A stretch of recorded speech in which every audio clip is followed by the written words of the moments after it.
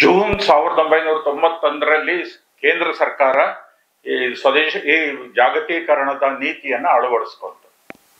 ಅದೇ ವರ್ಷದ ನವೆಂಬರ್ ತಿಂಗಳಿನಲ್ಲಿ ಅದನ್ನು ವಿರೋಧಿಸ್ತಕ್ಕಂಥ ಸ್ವದೇಶಿ ಜಾಗರಣ ಮಂಚ್ ಉದಯವಾಯಿತು. ಸನ್ಮಾನ್ಯ ಶ್ರೀ ದತ್ತೋಪಂತ್ ಠೇಂಗಡಿಯವರು ಅವರನ್ನ ರಾಷ್ಟ್ರ ಋಷಿ ಅಂತ ಹೇಳಿ ಕರೀತಾರೆ. ಇಡೀ ಜೀವಮಾನವನ್ನ ದೇಶಕ್ಕಾಗಿಯೇ ಆಲೋಚನೆ ಮಾಡಿ, ದೇಶಕ್ಕಾಗಿಯೇ ಕೆಲಸ ಮಾಡಿ ಅವರ ಪ್ರಾಣವನ್ನ ತ್ಯಜಿಸಿದಂತಹ ಒಬ್ಬ ಹಿರಿಯ ಚೇತನ ದತ್ತೋಪಂತ್ ಠೇಂಗಡಿಯವರು. ಅವರು ಇದನ್ನ ಡಿಕ್ಲೇರ್ ಮಾಡಿದ ಕೂಡ್ಲೇನೆ ಅವರು ಹೇಳಿದ್ರು, ಇದು ನಮ್ಮ ದೇಶಕ್ಕೆ ಒಳ್ಳೇದಲ್ಲ. ಇದು ಎಲ್ಲರೂ ಕೂಡ ಕೇಂದ್ರ ಸರ್ಕಾರದವರು ಒಂಥರ ಕೆಪ್ಟ್ ಎಕಾನಮಿಸ್ಟ್ ಅಂತ ಹೇಳಿ ಕರೀತಾರೆ. ಅಂತವ್ರದಾರಲ್ಲ, ಓಹೋ ಅದ್ಭುತ, ಇನ್ನೇನು ಜಾಗತೀಕರಣಕ್ಕೆ ಸೈನ್ ಹಾಕ್ಬಿಟ್ರೆ ಇನ್ನು ಭಾರತನ ಇನ್ಯಾರು ಹಿಡಿಯೋರಿಲ್ಲ, ನಿಮ್ದು ಎಕ್ಸ್ಪೋರ್ಟ್ ಎಲ್ಲ ಜಾಸ್ತಿ ಆಗ್ಬಿಡುತ್ತೆ, GDP ಜಾಸ್ತಿ ಆಗುತ್ತೆ, ನಿರುದ್ಯೋಗ ಅನ್ನೋದು ಇರೋದೇ ಇಲ್ಲ ನಿಮ್ಮ ದೇಶದಲ್ಲಿ, ಏನೇನೇನೋ ಮೂಗೆಲ್ಲ ತುಂಬಾ ತುಪ್ಪ ಹಚ್ತಾ ಇದ್ರು. ಆದ್ರೆ ದೂರದೃಷ್ಟಿ ಇಟ್ಕೊಂಡಂತಹ ದತ್ತೋಪಂತ್ ಠೇಂಗಡಿ ಅವರು ಹೇಳಿದ್ರು, ಇದೆಲ್ಲ ನಮ್ಮ ಮೂಗೆ ಹಚ್ಚತಕ್ಕಂಥ ತುಪ್ಪ, ಇದು ಯಾವುದೂ ಕೂಡ ಒಳ್ಳೇದಲ್ಲ ಅಂತ, ಯಾವುದು ನಮ್ಮ ದೇಶಕ್ಕೆ ಒಳ್ಳೇದಲ್ಲ. ಇದು ಪಾಶ್ಚಿಮಾತ್ಯ ರಾಷ್ಟ್ರಗಳು ಪುನಃ ಭಾರತವನ್ನ ತಮ್ಮ ವಸಾಹತು ಮಾಡ್ಕೊಳ್ತ ಎಕನಾಮಿಕ್ ಕಾಲೋನೈಸೇಷನ್ ಅನ್ನೋ ಒಂದು ಹುನ್ನಾರವೇ ಹೊರತು ಇದು ಖಂಡಿತ ಇದು ಒಳ್ಳೆಯದಲ್ಲ. ಆದ್ರಿಂದ ನಾವು ಇದನ್ನ ಏನಾದ್ರೂ ಮಾಡಿ ಎಲ್ಲಾ ದೇಶಭಕ್ತರು ಕೂಡ ಇದನ್ನ ವಿರೋಧಿಸಬೇಕು ಅಂತ ಹೇಳಿ ಸ್ವದೇಶಿ ಜಾಗರಣ ಮಂಚು ನವೆಂಬರ್ 1991ರಲ್ಲಿ ಇನಾಗರೇಷನ್ ಆಯ್ತು. ನೋಡಿ, ಈಗ 91ರಿಂದ ಈ 95ರಿಂದ ಈ ಜಾಗತೀಕರಣ ಅಧಿಕೃತವಾಗಿ ಜಾರಿಗೆ ಬಂತು. ವರ್ಲ್ಡ್ ಟ್ರೇಡ್ ಆರ್ಗನೈಸೇಷನ್ ಕೆಲಸ ಮಾಡಕ್ಕೆ ಶುರು ಮಾಡಿದ್ದು 1/1/95ರಿಂದ.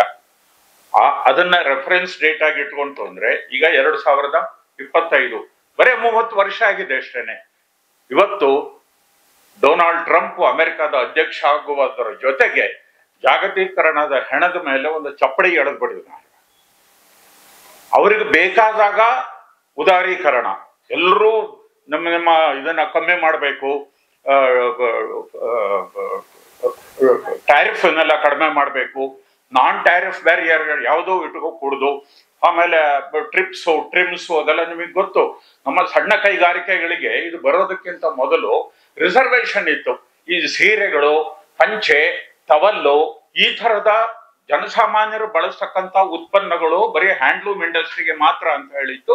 ಸಣ್ಣ ಕೈಗಾರಿಕೆಗಳಿಗೂ ಕೂಡ ಅನೇಕ ರೀತಿಯ ರಿಸರ್ವೇಶನ್ಗಳು ಇತ್ತು. ಅವ್ರು ಯಾಕೆಂದ್ರೆ ಸಣ್ಣ ಕೈಗಾರಿಕೆ ಮತ್ತು ದೊಡ್ಡ ಕೈಗಾರಿಕೆ ಒಂದೇ ಕ್ಷೇತ್ರದಲ್ಲಿ ಕಂಪೀಟ್ ಮಾಡಿದ್ರೆ ಯಾರು ಗೆಲ್ತಾರೆ ಯಾರು ಸೋಲ್ತಾರೆ ಅನ್ನೋದು ಯಾರಿಗಾದ್ರೂ ಅದು ಗೊತ್ತು, ರಿಸರ್ವೇಶನ್ ಇತ್ತು.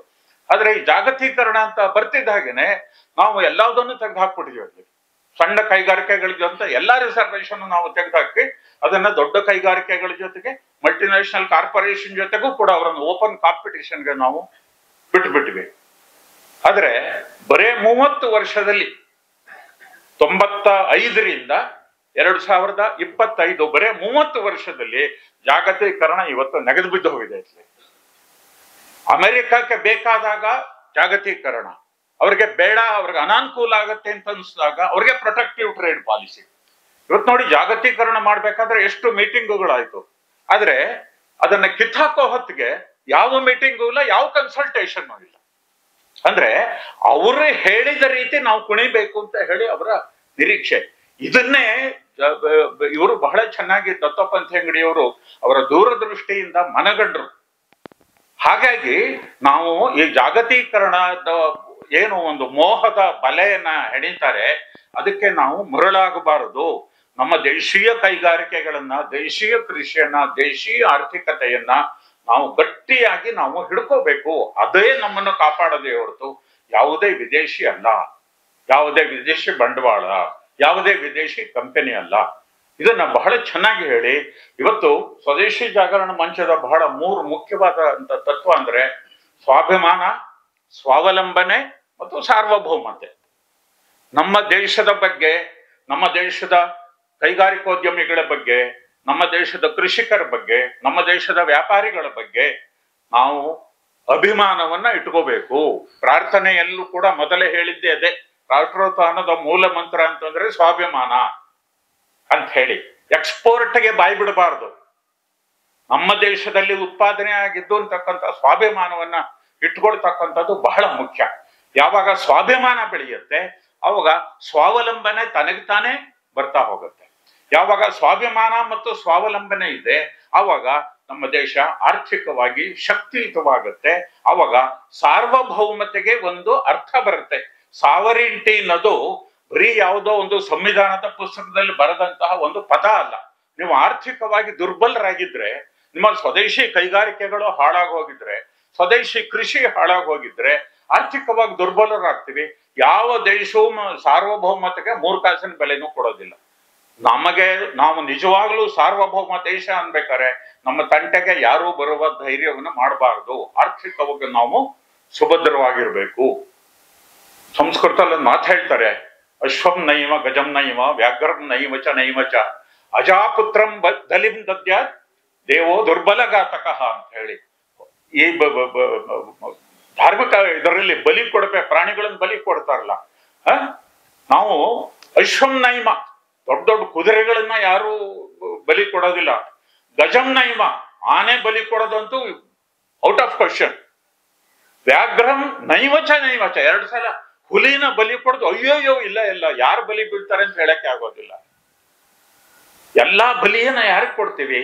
ಅಜಾಪುತ್ರಂ ಆಡಿನ ಮರಿ.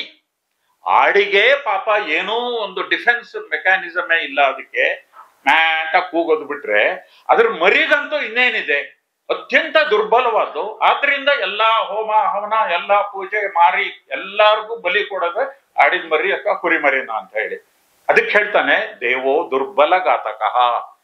ದುರ್ಬಲರನ್ನ ಕಂಡ್ರೆ ದೇವ್ರಿಗೂ ಆಗೋದಿಲ್ಲ ಅಂತ. ನಿನಗೆ ಬುದ್ಧಿಶಕ್ತಿ ಕೊಟ್ಟಿದ್ದೀನಿ, ವಿವೇಚನಾ ಶಕ್ತಿ ಕೊಟ್ಟಿದ್ದೀನಿ, ನಿನ್ನ ಬಲವನ್ನ ನೀನು ಬೆಳೆಸ್ಕೊಂತ ದೇವರು ಹೇಳ್ತಾ ಇದ್ದಾನೆ. ಹಾಗೇನೆ ಒಂದು ದೇಶವೂ ಕೂಡ ಯಾವಾಗ ನಾವು ಆರ್ಥಿಕವಾಗಿ ದುರ್ಬಲವಾಗಿರ್ತೀವಿ, ಯಾರು ಬೇಕಾದ್ರೂ ನಮ್ಮ ಆಂತರಿಕ ವಿಚಾರಗಳಲ್ಲಿ ಮೂಗು ತೋರಿಸ್ಬೋದು, ನಮ್ಮ ಮೇಲೆ ಇವತ್ತು ಅವರು ಅಟ್ಯಾಕ್ ಮಾಡ್ಬೋದು ಅಂತ ಸ್ಥಿತಿ. ನಮ್ಮ ಸಾವರಿಂಟಿಗೆ ಏನೂ ಬೆಲೆ ಇಲ್ಲ. It's a word in the constitution ಅಷ್ಟೇ ಹೊರತು ಪ್ರಾಕ್ಟಿಕಲ್ ಆಗಿ ಸಾವರಿಂಟಿಗೆ ಏನೂ ಬೆಲೆ ಇರೋದಿಲ್ಲ. ಸಾವರಿಂಟಿಗೆ ಬೆಲೆ ಬರಬೇಕಾದ್ರೆ ಸ್ವಾಭಿಮಾನ, ಸ್ವಾವಲಂಬನೆ ಮತ್ತು ಸಾವರಿಂಟಿ, ಸಾರ್ವಭೌಮತೆ, ಇದು ಸ್ವದೇಶಿ ಜಾಗರಣ ಮಂಚದ 3 ಮುಖ್ಯವಾದಂತಹ ತತ್ವಗಳು. ಆ ತತ್ವದ ಆಧಾರದ ಮೇಲೆಯೇ ಇವತ್ತು ಜಾಗತೀಕರಣ ಸಂಪೂರ್ಣವಾಗಿ ನೆಲಕಚ್ಚಿ ಹೋಗಿದೆ. ಆದ್ರೆ ಸ್ವದೇಶಿ ಜಾಗರಣ ಮಂಚ ವರ್ಷದಿಂದ ವರ್ಷಕ್ಕೆ ದೊಡ್ಡ ದೊಡ್ಡ ದೊಡ್ಡ ದೊಡ್ಡ ಪ್ರಮಾಣದಲ್ಲಿ ಬೆಳೀತಾ ಇದೆ. ಬಹಳ ಸಂತೋಷಕರವಾದಂತ ವಿಷಯ. ಈ ಫಾರಿನ್ ಡೈರೆಕ್ಟ್ ಇನ್ವೆಸ್ಟ್ಮೆಂಟ್ ಅನ್ನುವಂತೆ ವಿದೇಶಿ ಬಂಡವಾಳ ಏನಿದೆ, ಇದು ಕೂಡ ಈ ಜಾಗತೀಕರಣದ ಒಂದು ಹುನ್ನಾರ. ಇದಕ್ಕೆ ನೀರು ಇದೆಲ್ಲ ಹಾಕಿ ಪೋಷಿಸಿದವರು ಅಮೆರಿಕ, IMF ಮತ್ತೆ ವರ್ಲ್ಡ್ ಬ್ಯಾಂಕ್. ಯಾಕೆಂದ್ರೆ they are all capital rich countries. ಅವ್ರಿಗೆ ಆಮೇಲೆ ಹೆಚ್ಚು ಡೊಮೆಸ್ಟಿಕ್ ಡಿಮಾಂಡ್ ಇಲ್ಲ, ಪಾಪ್ಯುಲೇಷನ್ ಕಡಿಮೆ ಇದೆ. ಈಗಾಗಲೇ ಅವರು ಸಾಕಷ್ಟು ಇಲ್ಲಿ ತನಕ ತಿಂದ್ಬಿಟ್ಟಿದ್ದಾರೆ, ಇನ್ನು ತಿನ್ನೋದಕ್ಕೆ ಅವರ ಹತ್ರ ಜಾಗ ಇಲ್ಲ. ಅದರಿಂದ ಅವರ ಉತ್ಪನ್ನಗಳನ್ನ ಮಾರಾಟ ಮಾಡೋದಕ್ಕೆ ಎಲ್ಲಿ ಜಾಗ ಇದೆ? ಎಲ್ಲಿ ಜನ ಇನ್ನೂ ಹಸಿಕೊಂಡಿದ್ದಾರೆ ಅಂತ ದೇಶದ ಮಾರುಕಟ್ಟೆಗೆ ಲಗ್ಗೆ ಹಾಕಬೇಕು. ಭಾರತ ಇರ್ಬೋದು, ಚೈನಾ ಇರ್ಬೋದು, ಆಫ್ರಿಕನ್ ಕಂಟ್ರೀಸ್ ಇರ್ಬೋದು. ಅದರಿಂದ ಜಾಗತೀಕರಣದ ಹೆಸರಿನಲ್ಲಿ ಎಲ್ಲಾ ದೇಶಗಳಿಗೂ ನುಗ್ಗಿದ್ರು. ಅವರ ಟ್ರಾನ್ಸ್ ನ್ಯಾಷನಲ್ ಕಾರ್ಪೊರೇಷನ್ಸ್ ಅಥವಾ ಮಲ್ಟಿನ್ಯಾಷನಲ್ ಕಾರ್ಪೊರೇಷನ್ಸ್ಗೆ ನುಗ್ಗಿದ್ರು. ಆಮೇಲೆ ವಿದೇಶಿ ಬಂಡವಾಳವನ್ನು ನೀವು ತಗೋಬೇಕು. ವಿದೇಶಿ ಬಂಡವಾಳನ ನೀವು ತಗೊಂತು ಅಂದ್ರೆ ನಿಮ್ಮಲ್ಲಿ ಅಭಿವೃದ್ಧಿ ಸಿಕ್ಕಾಪಟ್ಟೆ ಜಾಸ್ತಿ ಆಗುತ್ತೆ, ಟೆಕ್ನಾಲಜಿ ಜಾಸ್ತಿ ಆಗುತ್ತೆ, ಎಕ್ಸ್ಪೋರ್ಟ್ ಜಾಸ್ತಿ ಆಗುತ್ತೆ, ನಿಮ್ಮ ಬ್ಯಾಲೆನ್ಸ್ ಆಫ್ ಪೇಮೆಂಟ್ಸ್ ಕಂಪ್ಲೀಟ್ ಆಗಿ ಕಡಿಮೆ ಹೋಗ್ಬಿಡುತ್ತೆ. ಸೊ ಈ ರೀತಿ ಬಣ್ಣದ ಮಾತುಗಳನ್ನು ಈ ವ್ಯಾಪಾರ ಮಾಡೋರು ಹೇಗೆ ಹೇಳ್ತಾರೆ, ಅಯ್ಯೋ ನೀವು ತಗೊಂಡ್ರು ಸರ್, ಈ ಸೋಪು ಹೀಗಂದ್ರೆ ಸಾಕು, ಅದು ಹೀಗೆ ಹೀರ್ಬಿಡುತ್ತೆ ಅಂತ ದಿನ. ಇದು ಅದೇ ತರ ಸೇಲ್ಸ್ ಮನ್ಶಿಪ್ ಅಷ್ಟೇನೆ. ಸೊ ಎಲ್ಲ ನೀವು ಉದ್ಧಾರ ಆಗ್ಬಿಡ್ತೀರಿ ಅಂತ ಹೇಳಿ ನಮ್ಮ ಮೂವಿ ತುಪ್ಪ ಹಚ್ಚಿದ್ರು. ನಮ್ಮ ಆಡಳಿತಗಾರರು ಮತ್ತೆ ಕೆಪ್ಟ್ ಎಕಾನಮಿಸ್ಟು ಕೂಡ ಇದನ್ನೇ ಪ್ಯಾರೆಟ್ ಲೈಕ್ ಅದು ಹೇಳ್ತಾ ಬಂದ್ರು. ಆದ್ರೆ ಇವತ್ತಿನಕ ಅದು ಸುಧಾರಣೆ ಆಗಿಲ್ಲ. ಈ ಹಿನ್ನೆಲೆಯಲ್ಲಿ ನಾವು ಈ ಇವತ್ತು ವಿದೇಶಿ ಬಂಡವಾಳ ಫಾರ್ ದ ಬಿಗಿನರ್ಸ್ ಒಂದು ನಿಮಿಷ ಇದ್ರ ಬಗ್ಗೆ ಹೇಳ್ಬಿಡ್ತೀನಿ. ಥಿಯರಿ ಏನ್ ಹೇಳುತ್ತಪ್ಪ ಅಂತಂದ್ರೆ, ಒಂದು ದೇಶ ಬಡ ದೇಶವಾಗಿದ್ದಾಗ ಅದು ಶ್ರೀಮಂತ ದೇಶವಾಗಬೇಕಾದ್ರೆ ಅದಕ್ಕೆ ಬಂಡವಾಳ ಬಹಳ ಅಗತ್ಯ. ಇನ್ಫ್ರಾಸ್ಟ್ರಕ್ಚರ್ ಡೆವಲಪ್ ಮಾಡಬೇಕು, ನೀವು ಹೆಲ್ತ್ ಫೆಸಿಲಿಟೀಸ್ ಡೆವಲಪ್ ಮಾಡಬೇಕು, ನೀರಾವರಿ ಡೆವಲಪ್ ಮಾಡಬೇಕು, ಇದೆಲ್ಲದಕ್ಕೂ ಬಹಳ ಬಂಡವಾಳ ಬೇಕಾಗುತ್ತೆ. ಬಡ ದೇಶವಾದ್ದರಿಂದ ಬಂಡವಾಳ ಇರೋದಿಲ್ಲ. ಅದರಿಂದ ಯಾವ ದೇಶದಲ್ಲಿ ಬಂಡವಾಳ ಇದೆ ಅಲ್ಲಿಂದ ಅದನ್ನ ತಂದ್ಕೋಬೇಕು. ಇರೋದು ಯಾರ ಹತ್ರ? ಅವ್ರ ಹತ್ರ. ನೀವು ವಿದೇಶಿ ಬಂಡವಾಳವನ್ನ ಎರಡೂ ಕೈಯಿಂದ ಸ್ವಾಗತಿಸಬೇಕು ನೀವು ಅಂತ ಹೇಳಿ ಅವರು ಹೇಳಕ್ ಶುರು ಮಾಡಿದ್ರು. ನಾವು ಕೂಡ ಅದನ್ನ ನಂಬ್ಕೊಂಡು ವಿದೇಶಿ ಬಂಡವಾಳ, ಫಾರಿನ್ ಕ್ಯಾಪಿಟಲ್ ಅಂತ ಹೇಳಿ ನಾವು 91ರ ತನಕ ನಾವು ಮಂತ್ರ ಹೇಳೋದಕ್ಕೆ ಪ್ರಾರಂಭ ಮಾಡಿದ್ವಿ. ಆದ್ರೆ ಸಂಸ್ಕೃತದಲ್ಲಿ ಒಂದು ಮಾತು ಹೇಳ್ತಾರೆ, ಉಪಾಯಂ ಚಿಂತಯನ್ ಪ್ರಾಜ್ಞಃ ಅಪಾಯಮಪಿ ಚಿಂತೆಯೇ ಇತ್ತಂತ. ಅಂದ್ರೆ ಯಾವುದೇ ಒಂದು ವಸ್ತುವಿನ ಅಥವಾ ಒಂದು ವಿಷಯವನ್ನ ನಾವು ವಿಶ್ಲೇಷಣೆ ಮಾಡ್ಬೇಕಾದ್ರೆ ಅದರ ಅನುಕೂಲಗಳೇ ಎಷ್ಟಿದೆ ಅನ್ನೋದನ್ನ ಮಾತ್ರ ನೋಡಿದ್ರೆ ಸಾಲದು, ಅದರಿಂದ ಏನು ಅಪಾಯ ಆಗತ್ತೆ ಅಂತ ಅನ್ನೋದನ್ನೂ ಕೂಡ ಬುದ್ಧಿವಂತರಾದವರು ಚಿಂತನೆ ಮಾಡಬೇಕು ಅಂತ ಹೇಳಿ. ಹಾಗಾಗಿ FDI ನಿಂದ ಇವತ್ತು ನಮ್ಮ ಎಕಾನಮಿಸ್ಟು, ನಮ್ಮ ರಾಜಕೀಯ ನಾಯಕರು ಎಲ್ಲರೂ ಹೇಳ್ತಿರೋದೇನಪ್ಪಾ ಅಂದ್ರೆ FDI ಬಂದ್ಬಿಡ್ತು ಅಂದ್ರೆ ನಮ್ಮನ್ನ ಹಿಡಿಯೋರಿಲ್ಲ. ಇವತ್ತು ಭಾರತ ಜಗತ್ತಿನಲ್ಲೇ ಅತ್ಯಂತ ಹೆಚ್ಚು FDI ಅನ್ನ ಅಟ್ರಾಕ್ಟ್ ಮಾಡ್ತಾ ಇದೆ ಅಂತ ಅನ್ನೋದನ್ನ ಕಾಲರ್ ಹಾರಿಸ್ಕೊಂಡು ಮೀಸೆ ತಿರುಗಿಕೊಂಡು ವೇದಿಕೆಗಳಲ್ಲಿ ಹೇಳೋದನ್ನ ನೋಡಿದ್ವಿ. ಗ್ಲೋಬಲ್ ಇನ್ವೆಸ್ಟರ್ಸ್ ಮೀಟ್ ಅನ್ನೋದನ್ನ ಇವತ್ತು ಕರ್ನಾಟಕದಲ್ಲಿ ಎಷ್ಟೋ ವರ್ಷಗಳಿಂದ ಮಾಡಿದೀವಿ. ಗುಜರಾತ್ನಲ್ಲಂತೂ 2003ರಿಂದ ಪ್ರತಿ 2 ವರ್ಷಕ್ಕೊಂದ್ಸಲ ಅವರು ಗ್ಲೋಬಲ್ ಇನ್ವೆಸ್ಟರ್ಸ್ ಮೀಟ್ ಮಾಡ್ತಾರೆ. ಮಧ್ಯಪ್ರದೇಶಲ್ಲಿ ಮಾಡಿದ್ದಾರೆ, ತಮಿಳುನಾಡಲ್ಲಿ ಮಾಡಿದ್ದಾರೆ. ಎಲ್ಲರೂ ಕೂಡ ಗ್ಲೋಬಲ್ ಇನ್ವೆಸ್ಟರ್ಸ್ ಮೀಟ್ ಅಂದ್ರೆ ಪೈಪೋಟಿಯ ಮೇಲೆ ವಿದೇಶಿ ಬಂಡವಾಳಗಾರರಿಗೆ ರೆಡ್ ಕಾರ್ಪೆಟ್ ಹಾಸಿ ನೀವು ನಮ್ಮ ದೇಶಕ್ಕೆ ಬನ್ನಿ, ನಿಮ್ಮಿಂದಲೇ ನಾವು ಉದ್ಧಾರ ಆಗ್ಬೇಕು ಅಂತಕ್ಕಂಥ ದೊಡ್ಡ ದೊಡ್ಡ ಮಾತುಗಳನ್ನ ಆಡಿ ಪ್ರತಿ ವರ್ಷ ನಾವು ಇವತ್ತು ಗ್ಲೋಬಲ್ ಇನ್ವೆಸ್ಟರ್ಸ್ ಮೀಟ್ ಅನ್ನ ಮಾಡ್ತೀವಿ. ಆಮೇಲೆ ಇದ್ರ ಜೊತೆಗೆ ನಿಮಗೆ ಬೇಕಾದ ಎಲ್ಲಾ ಸೌಲಭ್ಯಗಳನ್ನು ಕೊಡ್ತೀವಿ. ಸ್ವದೇಶಿ ಉದ್ಯಮಗಳಿಗೆ ಯಾವ ಸೌಲಭ್ಯನೂ ಕೊಡೋದಿಲ್ಲ. ಅವ್ರಿಗೆ ನಿಮಗೆ ಬೇಕಾದ ಎಲ್ಲ ಸೌಲಭ್ಯ, ಎಲ್ಲಿ ಜಮೀನ್ ಬೇಕು ಹೇಳಿ, ಲ್ಯಾಂಡ್ ಬ್ಯಾಂಕ್ ಅಂತ ಮಾಡ್ಕೊಂಡು ನಿಮ್ಗೆ ಅಲ್ಲಿ ಲ್ಯಾಂಡ್ ಅನ್ನ ಕೊಡ್ತೀವಿ. ಆಮೇಲೆ ಸಿಂಗಲ್ ವಿಂಡೋ ಏಜೆನ್ಸಿ, ನೀವು 28 ಕಡೆ ಲೈಸೆನ್ಸ್ ಹಾಕ್ಬೇಕಲ್ಲ, ಒಂದು ಕಡೆ ನೀವು ಅಪ್ಲಿಕೇಶನ್ ಕೊಟ್ಟರು ಸಾಕು, ನಿಮಗೆ ಚಕಾಚಕ್ ಅನ್ನೋದ್ರೊಳಗೆ ನಿಮ್ಗೆ ಎಲ್ಲಾ ಪರ್ಮಿಷನ್ಗಳನ್ನು ನಾವು ನಿಮ್ಗೆ ಗ್ರಾಂಟ್, ಇವೆಲ್ಲ ನಿಮಗೆ ಗೊತ್ತು ಎಲ್ಲ ಎಷ್ಟೆಷ್ಟು ಪ್ರಾಮಿಸ್ ಮಾಡ್ತಾರೆ ಅಂತ ಹೇಳಿ. ಸೊ ಈ ರೀತಿ FDI ಬಹಳ ದೊಡ್ಡ ಪ್ರಮಾಣದಲ್ಲಿ ನಾವು ಇನ್ವೈಟ್ ಮಾಡೋದಕ್ಕೆ ಶುರು ಮಾಡಿದ್ದೀವಿ. ಇದನ್ನ ಸರಿಯಾಗಿ ಉಪಯೋಗ ಮಾಡ್ಕೊಳ್ಳೋಕೆ ವಿದೇಶಿ ಬಂಡವಾಳಗಾರರು ಕೂಡ, ಅಂದ್ರೆ ಮಲ್ಟಿನ್ಯಾಷನಲ್ ಕಾರ್ಪೊರೇಷನ್ಸ್ ದೊಡ್ಡ ಪ್ರಮಾಣದಲ್ಲಿ ಇವತ್ತು ಭಾರತಕ್ಕೆ ಬರ್ತಾ ಇದ್ದಾರೆ. ಚೈನಾಕ್ಕೆ ಹೋಗ್ತಾ ಇದ್ರು, ಈಗ ಚೈನಾ ಮತ್ತು ಅಮೆರಿಕಾದ ಸಂಬಂಧ ಹಳಸ್ಕೊಂಡಿರೋದ್ರಿಂದ ಅಲ್ಲಿಯವರೆಲ್ಲ ಇವಾಗ ಇಂಡಿಯಾಕ್ಕೆ ಬರ್ತಾ ಇದ್ದಾರೆ. ಎಷ್ಟು FDI ನಾವು ಇದುವರೆಗೆ ನಾವು ತಗೊಂಡಿದೀವಿ ಅಂತ ಅನ್ನೋದನ್ನ ನೋಡಿದ್ರೆ, ಇತ್ತೀಚಿನ ಗೌರ್ಮೆಂಟ್ ಆಫ್ ಇಂಡಿಯಾ ರಿಪೋರ್ಟ್ ಅನ್ನ ಪ್ರಕಾರ ಏಪ್ರಿಲ್ 2000ದಿಂದ ಸೆಪ್ಟೆಂಬರ್ 2024ರವರೆಗೆ ಈ 24-25 ವರ್ಷಗಳಲ್ಲಿ ಭಾರತಕ್ಕೆ ಬಂದಿರತಕ್ಕಂತ ವಿದೇಶಿ ಬಂಡವಾಳ $1 ಟ್ರಿಲಿಯನ್ ಗಿಂತ ಜಾಸ್ತಿ ಆಗಿದೆ. ಅಂದ್ರೆ 1,00,000 ಕೋಟಿ ಅಮೆರಿಕನ್ ಡಾಲರ್ ಬರೀ ಈ 25 ವರ್ಷಗಳಲ್ಲಿ 2000ದಿಂದ 2024ರ ತನಕ 1.03 ಟ್ರಿಲಿಯನ್ ಡಾಲರ್ ವಿದೇಶಿ ಬಂಡವಾಳ ನಮ್ಮ ದೇಶಕ್ಕೆ ಬಂದಿದೆ. ಅದರಲ್ಲಿ ಹತ್ತಿರ 70% 2014ರಿಂದ 2024ರ ಈ 10 ವರ್ಷಗಳಲ್ಲಿ ಬಂದಿದೆ. ಅಂದ್ರೆ ನಮ್ಮ NDA ಸರ್ಕಾರ ಏನ್ ಬಂತು, ಈ ಮೋದಿ ಸರ್ಕಾರ ಅಂತೀವಲ್ಲ, ಇದರಲ್ಲಿ ಕಳೆದ 10 ವರ್ಷಗಳಲ್ಲೇ $1 ಟ್ರಿಲಿಯನ್ ಹತ್ತಿರ 70% ಕಳೆದ 10 ವರ್ಷಗಳಲ್ಲಿ ಬಂದಿದೆ. ಅಂದ್ರೆ ಈ ಸರ್ಕಾರ ವಿದೇಶಿ ಬಂಡವಾಳಗಾರರಿಗೆ ಹೇಗೆ ರೆಡ್ ಕಾರ್ಪೆಟ್ ಹಾಸಿ ಇನ್ವೈಟ್ ಮಾಡ್ತಾ ಇದೆ, ಅದನ್ನ ಬಹಳ ದೊಡ್ಡ ಇದರಲ್ಲೂ ಕೂಡ ಹೇಳ್ತೀವಿ. ಆಮೇಲೆ ಇದಕ್ಕೋಸ್ಕರ ನಾವೇನೇನು ಸರ್ಕಸ್ ಮಾಡ್ತೀವಿ, ವರ್ಲ್ಡ್ ಬ್ಯಾಂಕ್ನವರು ಈ ಗ್ಲೋಬಲೈಸೇಷನ್ ಬಂದ ಮೇಲೆ ವರ್ಲ್ಡ್ ಬ್ಯಾಂಕ್ನವರು ಒಂದು ಈಸ್ ಆಫ್ ಡೂಯಿಂಗ್ ಬಿಸಿನೆಸ್ ಅಂತ ಒಂದು ರಿಪೋರ್ಟ್ ಕೊಡೋದಕ್ಕೆ ಶುರು ಮಾಡಿದ್ರು. ಅಂದ್ರೆ ಒಂದು ದೇಶ, ಒಂದು ಅಭಿವೃದ್ಧಿಶೀಲ ದೇಶ, ಭಾರತದಂತ ದೇಶ ಬಿಸಿನೆಸ್ ಮಾಡೋದಕ್ಕೆ ಅನುಕೂಲಕರವಾದಂತ ವಾತಾವರಣವನ್ನ ನಿರ್ಮಾಣ ಮಾಡಬೇಕು.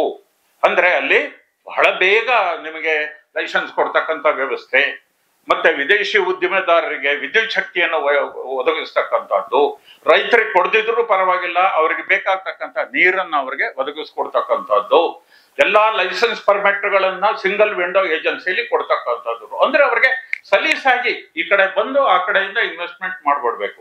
ಇದಕ್ಕೆ ಈಸ್ ಆಫ್ ಡೂಯಿಂಗ್ ಬಿಸ್ನೆಸ್. ಯಾರಿಗೆ ಈಸ್ ಅಂತ ನಾವು ಪ್ರಶ್ನೆ ಕೇಳ್ಕೋಬೇಕು ಇವಾಗ. ಇದು ಈಸ್ ಆಫ್ ಡೂಯಿಂಗ್ ಬಿಸ್ನೆಸ್ ಅಂದ್ರೆ ಈಸ್ ಫಾರ್ ಹೂಮ್? ಬಂಡವಾಳ ಕೊಡೋರ್ಗೋ ಅಥವಾ ಬಂಡವಾಳ ತಗೊಳ್ಳೋರ್ಗೋ ಇದು. ಹಾಗಾಗಿ ಈಸ್ ಆಫ್ ಡೂಯಿಂಗ್ ಬಿಸ್ನೆಸ್ ನೋಡಿ, 2014ನೇ ಇಸ್ವಿನಲ್ಲಿ ಈ ಸರ್ಕಾರ ಬಂದ ಹೊಸರಲ್ಲಿ ನಮ್ಮ global ranking is of doing business ನಲ್ಲಿ 142ರಲ್ಲಿ ಇದ್ವಿ ನಾವು. ಸುಮಾರು 200 ದೇಶಗಳ ಪಟ್ಟಿನಲ್ಲಿ ಬಾಟಮ್ನಲ್ಲಿದ್ವಿ 142ರಲ್ಲಿ. ಇವತ್ತು 2020 ಹೊತ್ತಿಗೆ ಬರೇ 6 ವರ್ಷದಲ್ಲಿ ನಮ್ಮ is of doing business rank 63 ಇವತ್ತು. ಅಂದ್ರೆ 142ರಿಂದ 63ಕ್ಕೆ ಏರಿದ್ದೀವಿ ಅಂತ ಅಂದ್ರೆ ಇದು ನಾವೇನು ಚಪ್ಪಾಳೆ ಹೊಡಿಬೇಕಾದ ವಿಷಯವಲ್ಲ. ನಾವು ಎಷ್ಟರ ಮಟ್ಟಿಗೆ ಅವರನ್ನ ಓಪನ್ ಹ್ಯಾಂಡೆಡ್ ಆಗಿ ನಾವು ಅವ್ರನ್ನ ವೆಲ್ಕಮ್ ಮಾಡ್ತಾ ಇದ್ದೀವಿ. ನಾವು ಯಾವ ಕಂಡೀಷನ್ ಹಾಕೋದಿಲ್ಲ ಸರ್, ಬನ್ನಿ ಸರ್ ನಿಮಗೆ ಕೇಳಿದ್ ಕೊಡ್ತೀವಿ ಅಂತಕ್ಕಂಥ ಮನೋಭಾವ ಇದು. ಬರೇ 6 ವರ್ಷದಲ್ಲಿ 142ನೇ ರ್ಯಾಂಕ್ನಿಂದ 63ನೇ ರ್ಯಾಂಕ್ಗೆ ನಾವು ಏರಿದ್ದೀವಿ. ಆಮೇಲೆ ಅದೇ ತರ ನಾವು ಯಾವುದು ಗ್ಲೋಬಲ್ ಇನ್ನೋವೇಷನ್ ಇಂಡೆಕ್ಸ್ ಅಂತ ಅವರು ಅದನ್ನು ಕೂಡ ಎನ್ಕರೇಜ್ ಮಾಡ್ತಾರೆ ವರ್ಲ್ಡ್ ಬ್ಯಾಂಕ್ ನಾವು. ಗ್ಲೋಬಲ್ ಇನ್ನೋವೇಷನ್ ಇಂಡೆಕ್ಸ್ ನಲ್ಲಿ 2023 ರಿಪೋರ್ಟ್ ಪ್ರಕಾರ 2015ರಲ್ಲಿ ಇಂಡಿಯಾದ ರ್ಯಾಂಕು 81, 2023ರಲ್ಲಿ ಇಂಡಿಯಾದ ರ್ಯಾಂಕು 40 ನಾವು. ಸೊ ಹೀಗೆ ಅವರಿಗೆ ಬೇಕಾಗ್ತಕ್ಕಂಥ ಎಲ್ಲಾ ಸೌಲಭ್ಯಗಳನ್ನು ಸೌಕರ್ಯಗಳನ್ನು ನಾವು ಮಾಡಿಕೊಡ್ತೀವಿ. ನಾ ಹೇಳಿದಾಗ ಪ್ರತಿ ವರ್ಷ ಗ್ಲೋಬಲ್ ಇನ್ವೆಸ್ಟರ್ಸ್ ಮೀಟ್ ಜಿಮ್ ಅಂತ ಹೇಳಿ ಎಲ್ಲಾ ರೀತಿ ನಾವು ಇದನ್ನು ಕೂಡ ನಾವು ಮಾಡ್ತಾ ಇದೀವಿ. ಅಂದ್ರೆ ಈಗ ನಾವು ನೋಡ್ತು ಅಂತಂದ್ರೆ there is excessive dependence on FDI. ಕಳೆದ 1-2 ವರ್ಷಗಳಿಂದ ನಮ್ಮ FDI ಕಡಿಮೆ ಆಗ್ತಾ ಇದೆ. ಆಗಲೇ ನಮ್ಮ ಪಾಲಿಸಿ ಮೇಕರ್ಸು ನೀತಿ ಆಯೋಗದ ಕೆಲವರು ಇತ್ತೀಚೆಗೆ ಕೊಟ್ಟು ಇದಂದ್ರೆ FDI ಬರಬೇಕು, ಇಲ್ಲದೆ ಹೋದ್ರೆ ನಮ್ಮ GDP ರೇಟು ಬಿದ್ದೋಗ್ಬಿಡುತ್ತೆ, ನಿರುದ್ಯೋಗ ಹುಟ್ಟುಬಿಡುತ್ತೆ. ಇನ್ನು ಹುಟ್ಟಿಲ್ಲ ಅನ್ನೋ ತರದಲ್ಲಿ ಇವ್ರು ಮಾತಾಡೋದು. ನಿರುದ್ಯೋಗ ಸೃಷ್ಟಿ, ಈಗ ಭರ್ತಿ ಉದ್ಯೋಗ ಇದೆ, FDI ಬರ್ದಿದ್ರೆ ಬಿದ್ದೋಗ್ಬಿಡುತ್ತೆ ಅಂತ ಹೇಳಿ.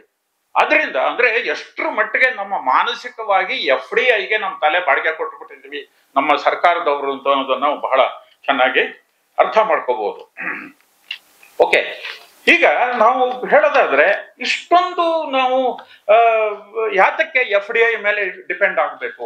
ನಮ್ಮ ದೇಶಕ್ಕೆ ಎಷ್ಟು ವಿದೇಶಿ ಬಂಡವಾಳ ಬೇಕು? ನಮ್ಮ ಸ್ವದೇಶಿ ಬಂಡವಾಳ ಎಷ್ಟಿದೆ? ವಿದೇಶಿ ಬಂಡವಾಳ ನಮಗೆ ಎಷ್ಟು ಬೇಕು? ನಮ್ದಲ್ಲಿ ಏನೂ ಬಂಡವಾಳವೇ ಇಲ್ವಾ?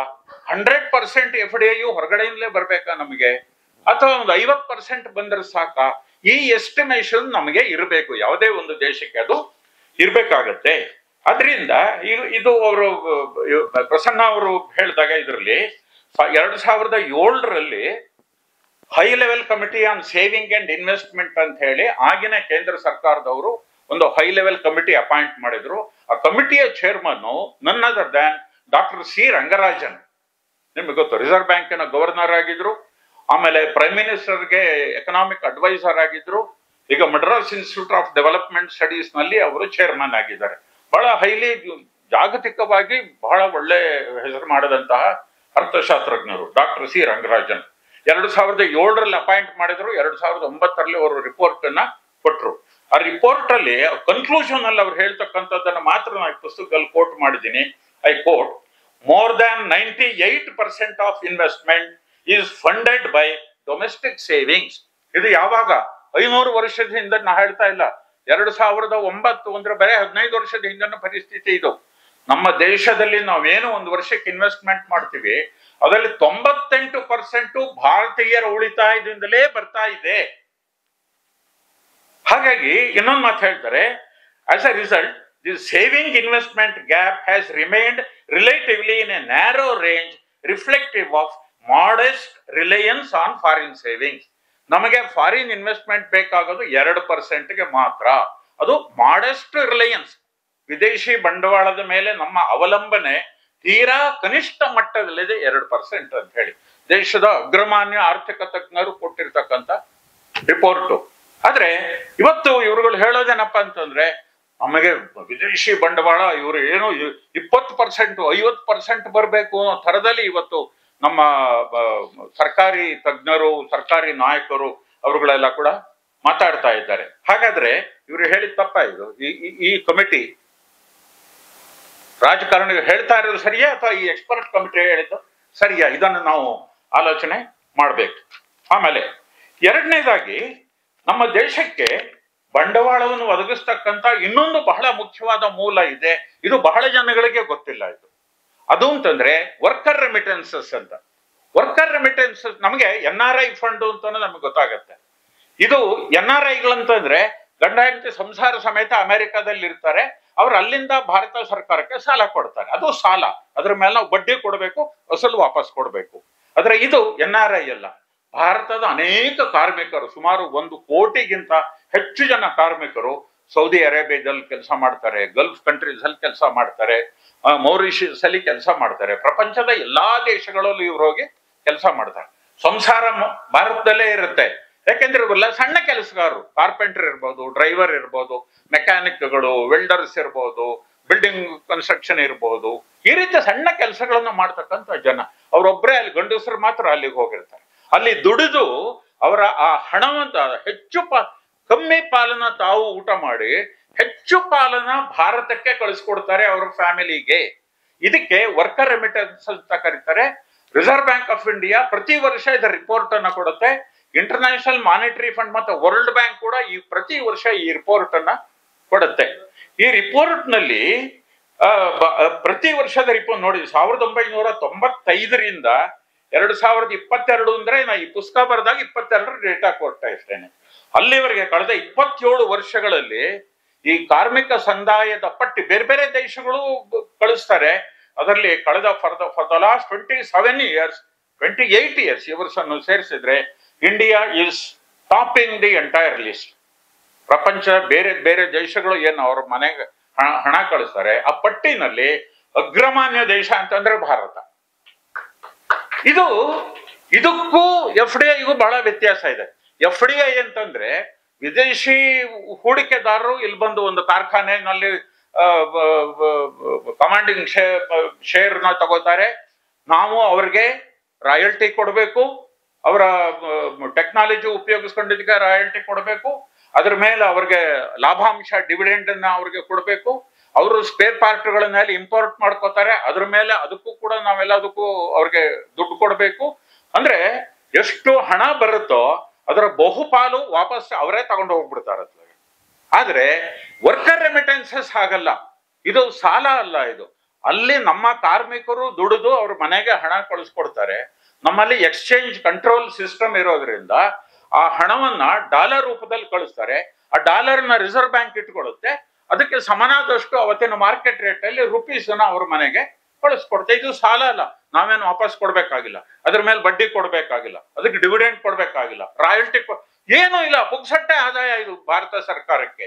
ಎಷ್ಟು ಆದಾಯ ಬರ್ತಾ ಇದೆ ನೋಡಿ. 2015ರಲ್ಲಿ 70.4 ಬಿಲಿಯನ್ ಡಾಲರ್, 70 ಬಿಲಿಯನ್ ಡಾಲರ್, 70 ಶತಕೋಟಿ ಡಾಲರು ಇದರಲ್ಲಿ ಬಂದು ವರ್ಕರ್ ರೆಮಿಟೆನ್ಸಸ್ ಅಲ್ಲಿ.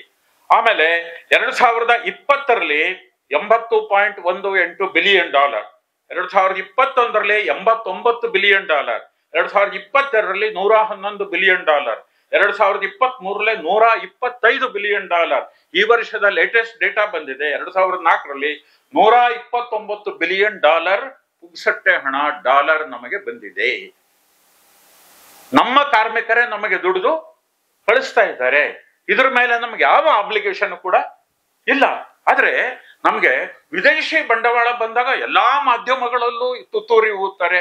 ದೇಶದ ಎಲ್ಲಾ ಕಡೆ ಸಂಭ್ರಮ. ಭಾರತ ಇವತ್ತು ವಿದೇಶಿ ಬಂಡವಾಳವನ್ನು ಅಟ್ರಾಕ್ಟ್ ಮಾಡ್ತಕ್ಕಂಥ ದೇಶದಲ್ಲಿ ಪ್ರಥಮ ಸ್ಥಾನದಲ್ಲಿದೆ ಅಂತ ಮೀಸೆ ಎಲ್ಲ ತಿರುಗುತ್ತಿರ್ತಾರೆ. ಆದ್ರೆ ಅದಕ್ಕಿಂತ ಜಾಸ್ತಿ ಹಣವನ್ನ ಪುಕ್ಕಟೆಯಾಗಿ ನಮಗೆ ಕಳಿಸ್ತಾ ಇರ್ತಕ್ಕಂಥ ಈ ವರ್ಕರ್ ರೆಮಿಟೆನ್ಸಸ್ ಬಗ್ಗೆ ಎಷ್ಟು ಜನಗಳಿಗೆ ಗೊತ್ತು? ಅದು ಯಾವ ಪತ್ರಿಕೆಯಲ್ಲೂ ಬರೋದಿಲ್ಲ. ಅದು ಜೀಪು ಹರಿದು ಬಾಲಕಿಯ ಮರಣ ಅಂತ 2 ಲೈನ್ ಹಾಕಿರ್ತಾರಲ್ಲ, ಅದ್ರ ಕೆಳಗಡೆ 1.5 ಲೈನ್ ನಲ್ಲಿ ಇದು ಬರುತ್ತೆ ಅಷ್ಟೇನೆ. ನಮಗೆ ಯಾವ ಸಂಭ್ರಮವೂ ಇಲ್ಲ. ಅರೆ, ನೀವು ಕಂಡವರ ದಾಕ್ಷಿಣ್ಯಕ್ಕೆ ಒಳಗಾಗಿ FDI ತಗೊಂಡಾಗ ನೀವು ಸಂಭ್ರಮಿಸ್ತೀರಿ. ಆದರೆ ನಮ್ಮ ಕಾರ್ಮಿಕರೇ ನಮಗೆ ಹಣವನ್ನ ಪುಕ್ಸಟ್ಟೆಯಾಗಿ ಕಳಿಸ್ತಾ ಇರ್ಬೇಕಾದ್ರೆ ನಮಗೆ ಯಾವ ಸಂಭ್ರಮವೂ ಇಲ್ಲ. ಯಾಕೆ ಕಳಿಸ್ತಾರೆ ಅಂತ ಕೂಡ ಪ್ರಶ್ನೆ ಕೇಳೋದಿಲ್ಲ. ಯಾಕೆ ಕಳಿಸ್ತಾರೆ ಅಂತಂದ್ರೆ ಭಾರತದಲ್ಲಿ ಒಂದು ಗಟ್ಟಿಯಾದಂತಹ ಕುಟುಂಬ ವ್ಯವಸ್ಥೆ ಇದೆ. ಆದ್ರಿಂದ ಅವನು ಅಲ್ಲಿ ಹೋಗಿ ಕೆಲಸ ಮಾಡಿದ್ರು ಕೂಡ ತನ್ನ ಮನೆಯಲ್ಲಿ ತನ್ನ ಅಪ್ಪ ಅಮ್ಮ ಮಕ್ಕಳು ಎಲ್ಲ ಗುಡಿಸಲಲ್ಲಿದ್ದಾರೆ.